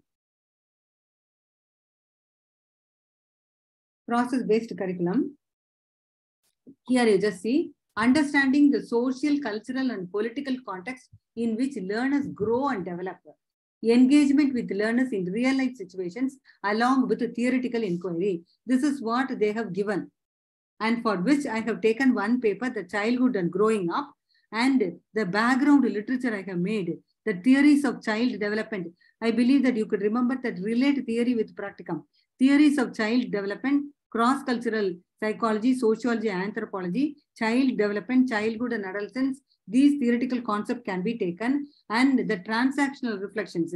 See, in the third column I have made visiting orphanage and adopting a child informally, in-depth analysis of the case, identifying the problems and difficulties of the child and suggesting measures for rectification. And another one, setting up an exhibition of posters, drawings, interpreting how gender, caste, and social class have impact on the life of the children. So this is how I have made, that is, even in the beginning I said, go beyond classroom. So beyond classroom, how you can make your transactions and you are reaching out the expected curriculum learner outcome of NCFTE 2009.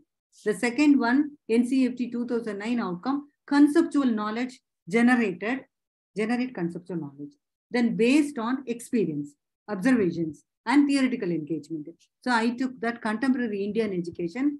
Here, this course will enable student teachers to engage with studies on Indian society and education, acquire conceptual tools of sociological analysis, and hands-on experiences of engaging with diverse communities and children and schools. So here, transaction reflections, identifying a dropout and bring the child back to school. Taking a survey of rate of retention, repeaters, and dropout in a neighborhood school. Clubs can be formed, meetings and discussions on various issues offer themselves to social work like helping people in distress.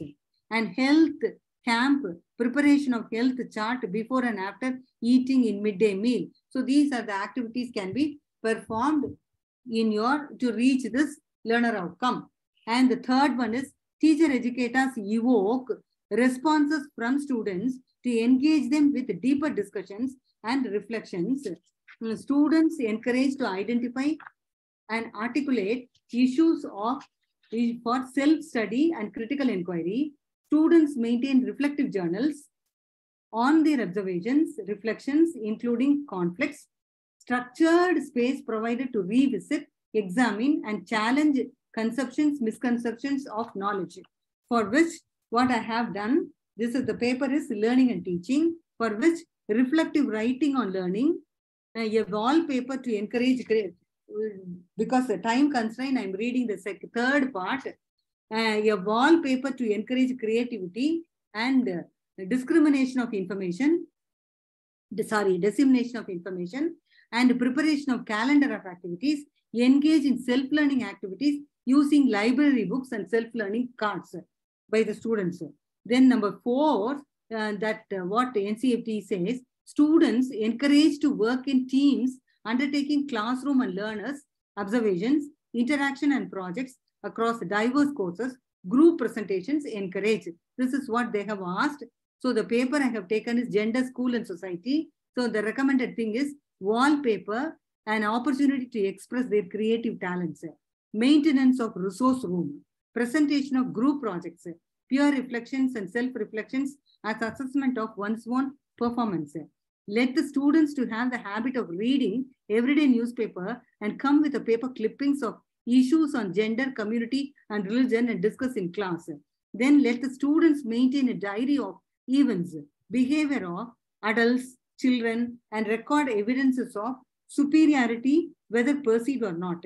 Every 2 weeks, these observations be discussed with the tutor and cover a period of term or semester to bring out a profile of the Indian girl or woman. Organize a mock parliament to emphasize that both men and women have the same rights. Involve the students in the preparation of a program for a PTA, wherein parents' awareness of differentiation is the focus.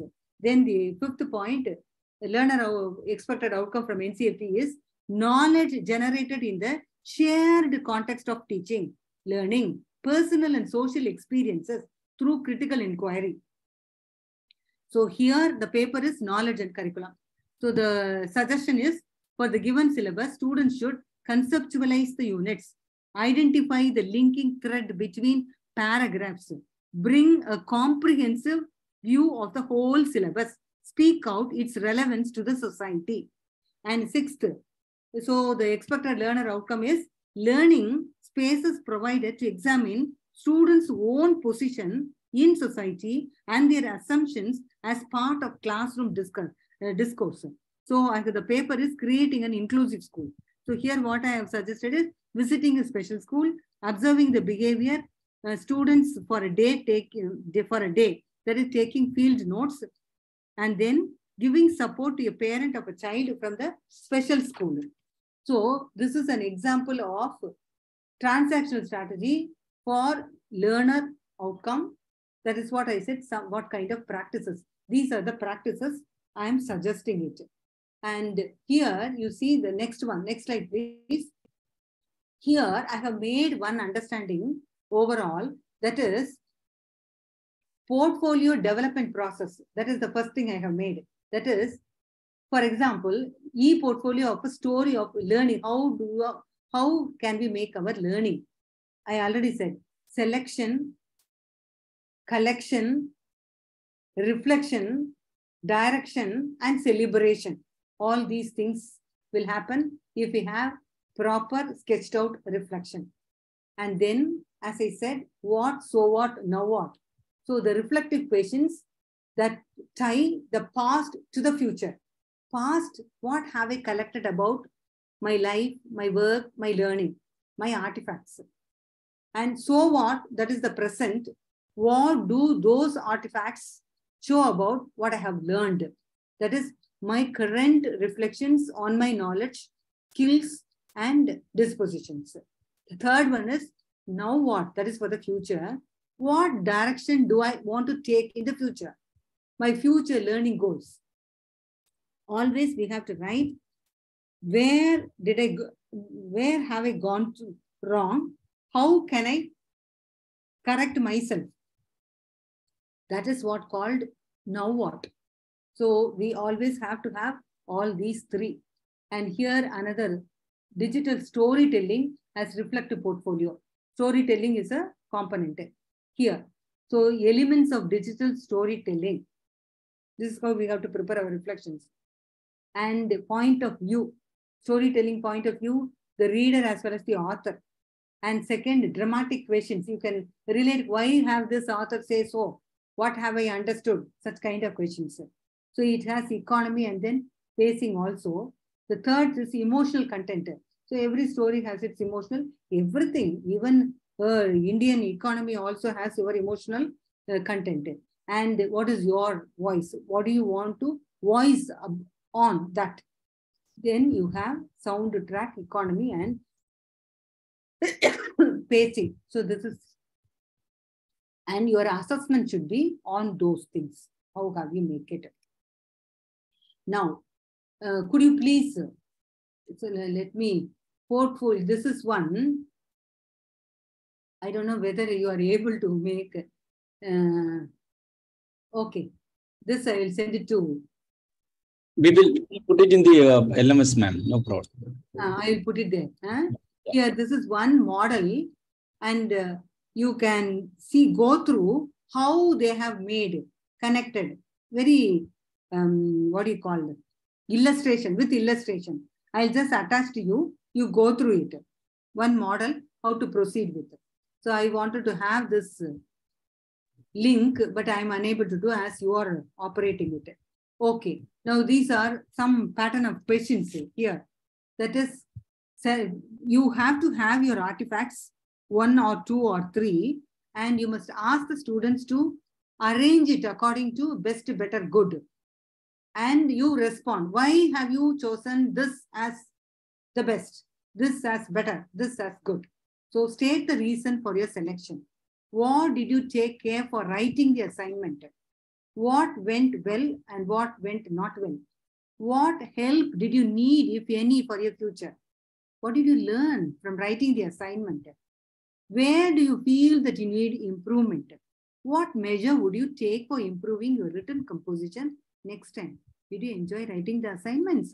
This is what that time I said, that celebrate learning. What UNESCO said, celebrate learning. Always you celebrate. It's really a great journey. Now, one more awareness tool I have added here. And this tool for self-regulation. We have to help students to do self-regulation here. And as we discussed on emotional competence, here you find the questions are grouped under metacognition, self-concept, self-monitoring, motivation, cognitive strategy, formation, volition, control strategies. These are the items. So if we proceed with these items, this is also a reflective practice. Emotional competence has to be developed. Sorry.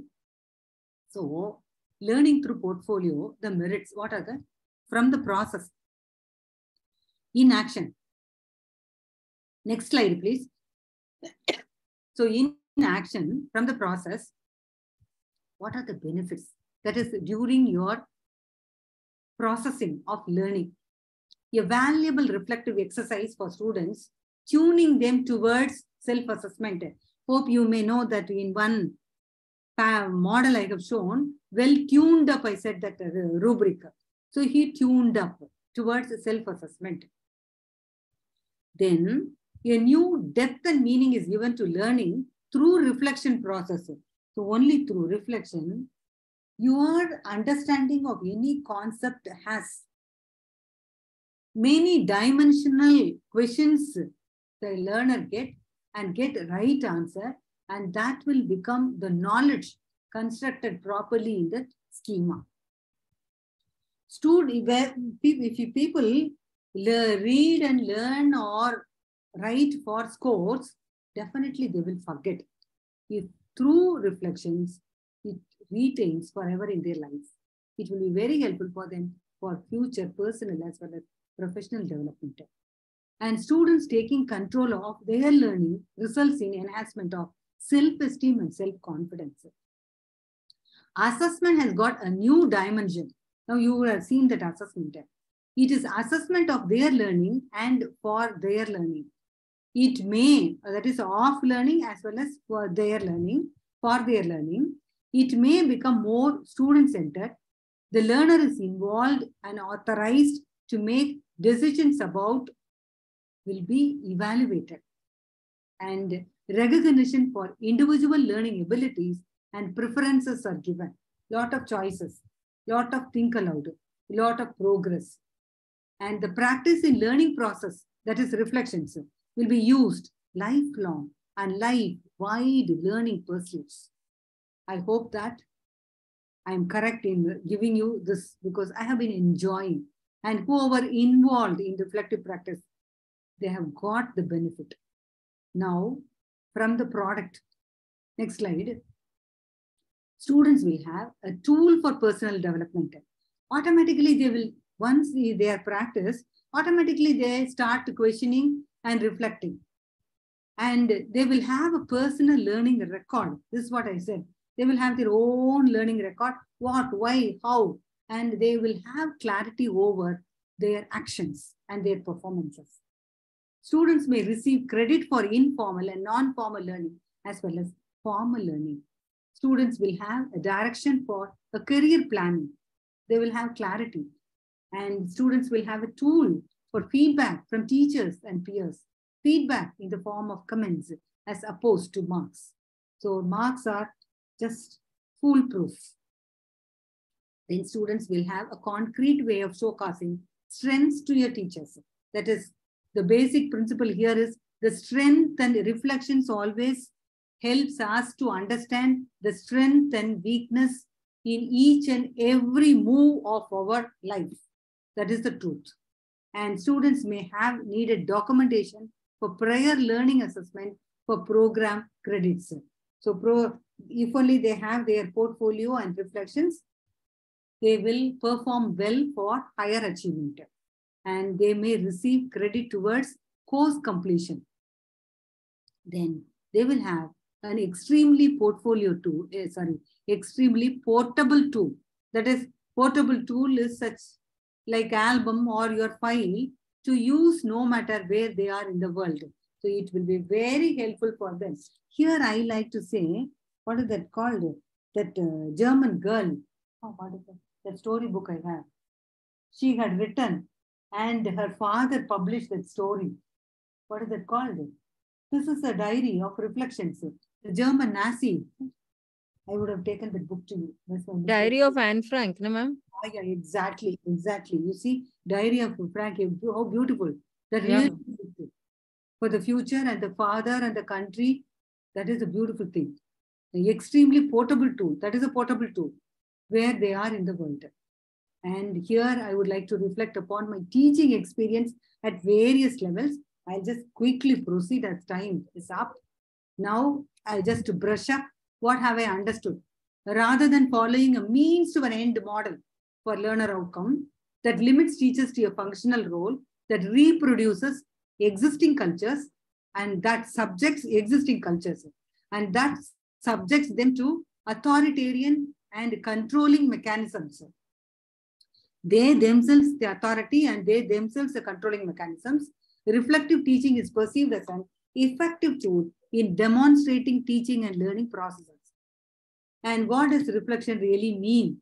That it is the process of creating, next slide please, creating and clarifying the meaning of experience that is present or past in terms of self in relation to self and self in relation to the world, relating always the situation, the reality, the outcome, this conceptual perspective. Then what should we process? Now here in this reflection, we have brainstorming, we have webbing, we have outlining, we have relating, and we have targeting, reaching the goal. So these activities are in the process of reflection. And reflecting always have revisiting of the past, present for the better future. What did I expect from my students? How do I know how it happened? What ought to be modified? How am I to go with it? Then teacher portfolio development framework. Here you see, it is a documentation. What is ultimately learning? Learning has reflections, documentations, and collaboration with teacher mentoring. So if these three processes go hand in hand throughout in the academic career, learning, actual learning really happens and people have learning to learn. This is what learning to learn. And how to plan. How to plan? You have your phase 1 where identification of students' competence in thinking. That is, reflection requires a lot of thinking. Check how people think. Tune them for right thinking. Then identification of students' beliefs and goals on the course taken and orienting the students on the course components. And then phase 2. In phase 2, structuring.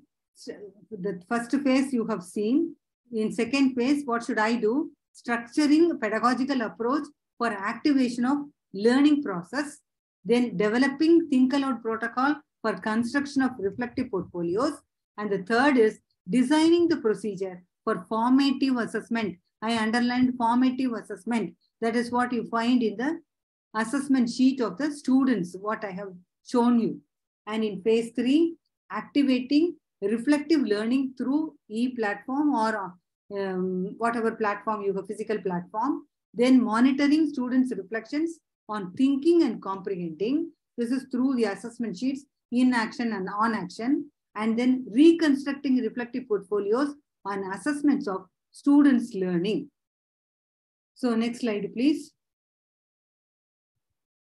So developing a tool to identify students' competence in thinking and developing a comprehension of the course component and documenting students' reflections in the learning process and confirming the learning process through reflective portfolios. And finally, identifying the effectiveness of the operation of reflective portfolios on the competence of thinking and comprehensions of the course component of the students in teacher education. So I just highlight here what are the activities involved, practices. You have teacher lecture is there, discussions are there, students, teacher-student interactions are there, students writing of journal every week is there, peer interactions are there, reading and reflecting the research paper given by the teacher, whatever the sources, resources, reading resources for understanding. All these activities are involved. Then online reflective practice. So one online practice we have, that time what I have made, teamwork. Even online, I have made everybody in teams and made them to work in teams. So they never felt they are isolated. They had the feeling of inside the class. And team presentation, team interaction. With the presentation of the team, I made the other candidates to reflect upon. I'll show you what kind of assessment sheet I had, and documenting portfolio as well as reflections in action and on action practice I had, and online internship using reflective practice I had. And this is what that assessment sheet I had given them, even in their presentations. That is, the team presented, and the presentation has a criteria: content, PPT development, presentation, and reflection. It has the indicators, references, content, whether the content had references, whether the content is rich, and whether it is related to, whether it has the relevance of the objectives of the course component. And PPT development, whether it has the selection of the matter was appropriate, whether it is organized the slide properly, whether it is sequenced properly, does it have visual effect. Then the presentation, whether they have shown the mastery of their understanding of the component, whether they have fluency in expression, communication skill. And after the presentation, other peer group question them whether they respond to the questions and what strategy they applied. And reflection, what observation? That is from the peer group as well as the individual observation, depth of reflection, ability to self-assessment. So all these indicators have been assessed on 4 rubrics, 4 levels. That is, all those indicators, if they are all exact, so 4 scores. And if they are satisfactory, that is, if any one is missing, 3. If any 2 is missing, any 1 is missing, 2 scores. If any 2 is missing, 1 score. So ultimately, multiplied by 7, score is 28.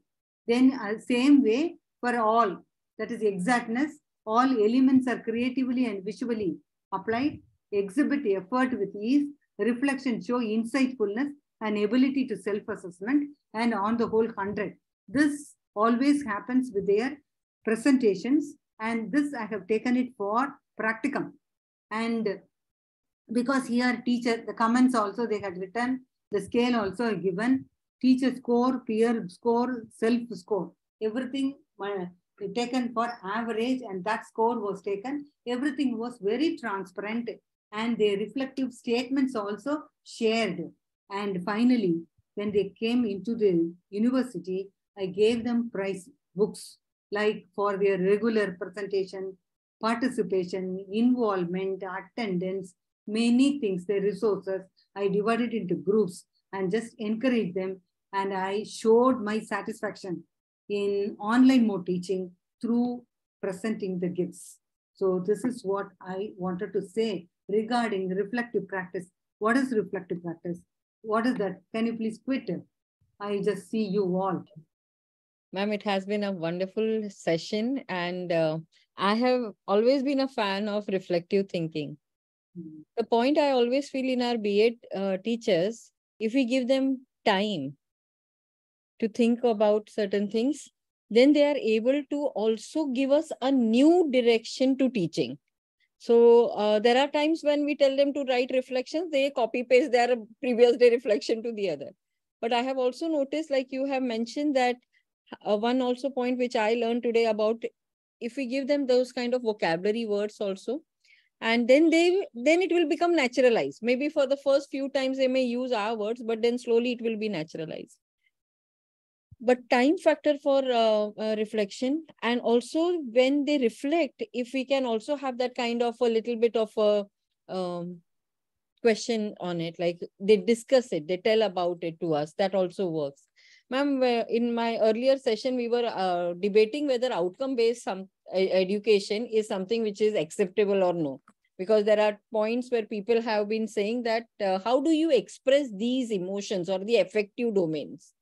So today in your session, in a way, you have answered that question also, that if you have to express the affective domains, reflective writing, e-portfolio, thinking aloud, all of these factors can make the student come out and express themselves in their affective domain. Like, for example, reflection shows insightful ability. Now, how will otherwise we count insightfulness? Or how will we be able to say that the child has been able to read something which is where the student is sensitized to it? But when they write in their reflections, when they speak about it, may not use the word sensitivity, but where I felt that I have so many privileges, but this child, despite not having, is doing. We understand what they are trying to say, that they are sensitized, that the privileges that I have. So ma'am, one more answer today I got, because from the time this FDP is on, I have been myself reflecting whether outcome-based education is something that we can promote in this way.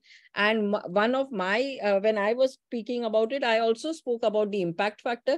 And what you today now spoke about is how I can make these kind of quality statements or qualitative measures, or the statements which are abstract, also somewhere where we can say the outcome has been achieved. So madam, thank you so much, because in this particular session, we had not thought that reflective thinking would be coming when we were looking at best practices. But your entire, I'm telling you, the second session has been mind-blowing. The way it has been documented, which we lack a lot in most of the B.Ed colleges, the way it has been documented, the way you have shown us your rubrics, the way you have shown how you can tell the students, and the best part, you encourage them with books and you reinforce them to do it better and better every time, is beautiful. That's what a true teacher would be able to do only. So thank you, madam, for giving such a beautiful session where reflection has become like almost, now I can feel it's a naturalized thing. So I think, like Andrea ma'am was pointing out, maybe the awe of it or how I can bring it is a major thing which you have simplified, or which you have given us a direction about how we can, document it and make it more concrete. Thank you so much for coming. And I'm sure we are inviting you back at Xavier's, because we are into a lot of reflective writing and we need you to come and talk to our students about it. Thank you so much. Thank you so much for the opportunity to both coordinators. Thank you so much. So I heard from somebody that St.Xavier's College is an excellent college. So it makes me to see what that college is. Let us see. Do visit us. Do visit us. You will. Our B.Ed students are also into all these reflections. In a way, first we enforce them, but then they like it a lot. You are also welcome to Pondicherry University. Now I do whatever I do for you, as I am dean over here, and I can make any field work or anything, and make it a visit to Pondicherry. Thank you. Thank you so much. Thank you, ma'am.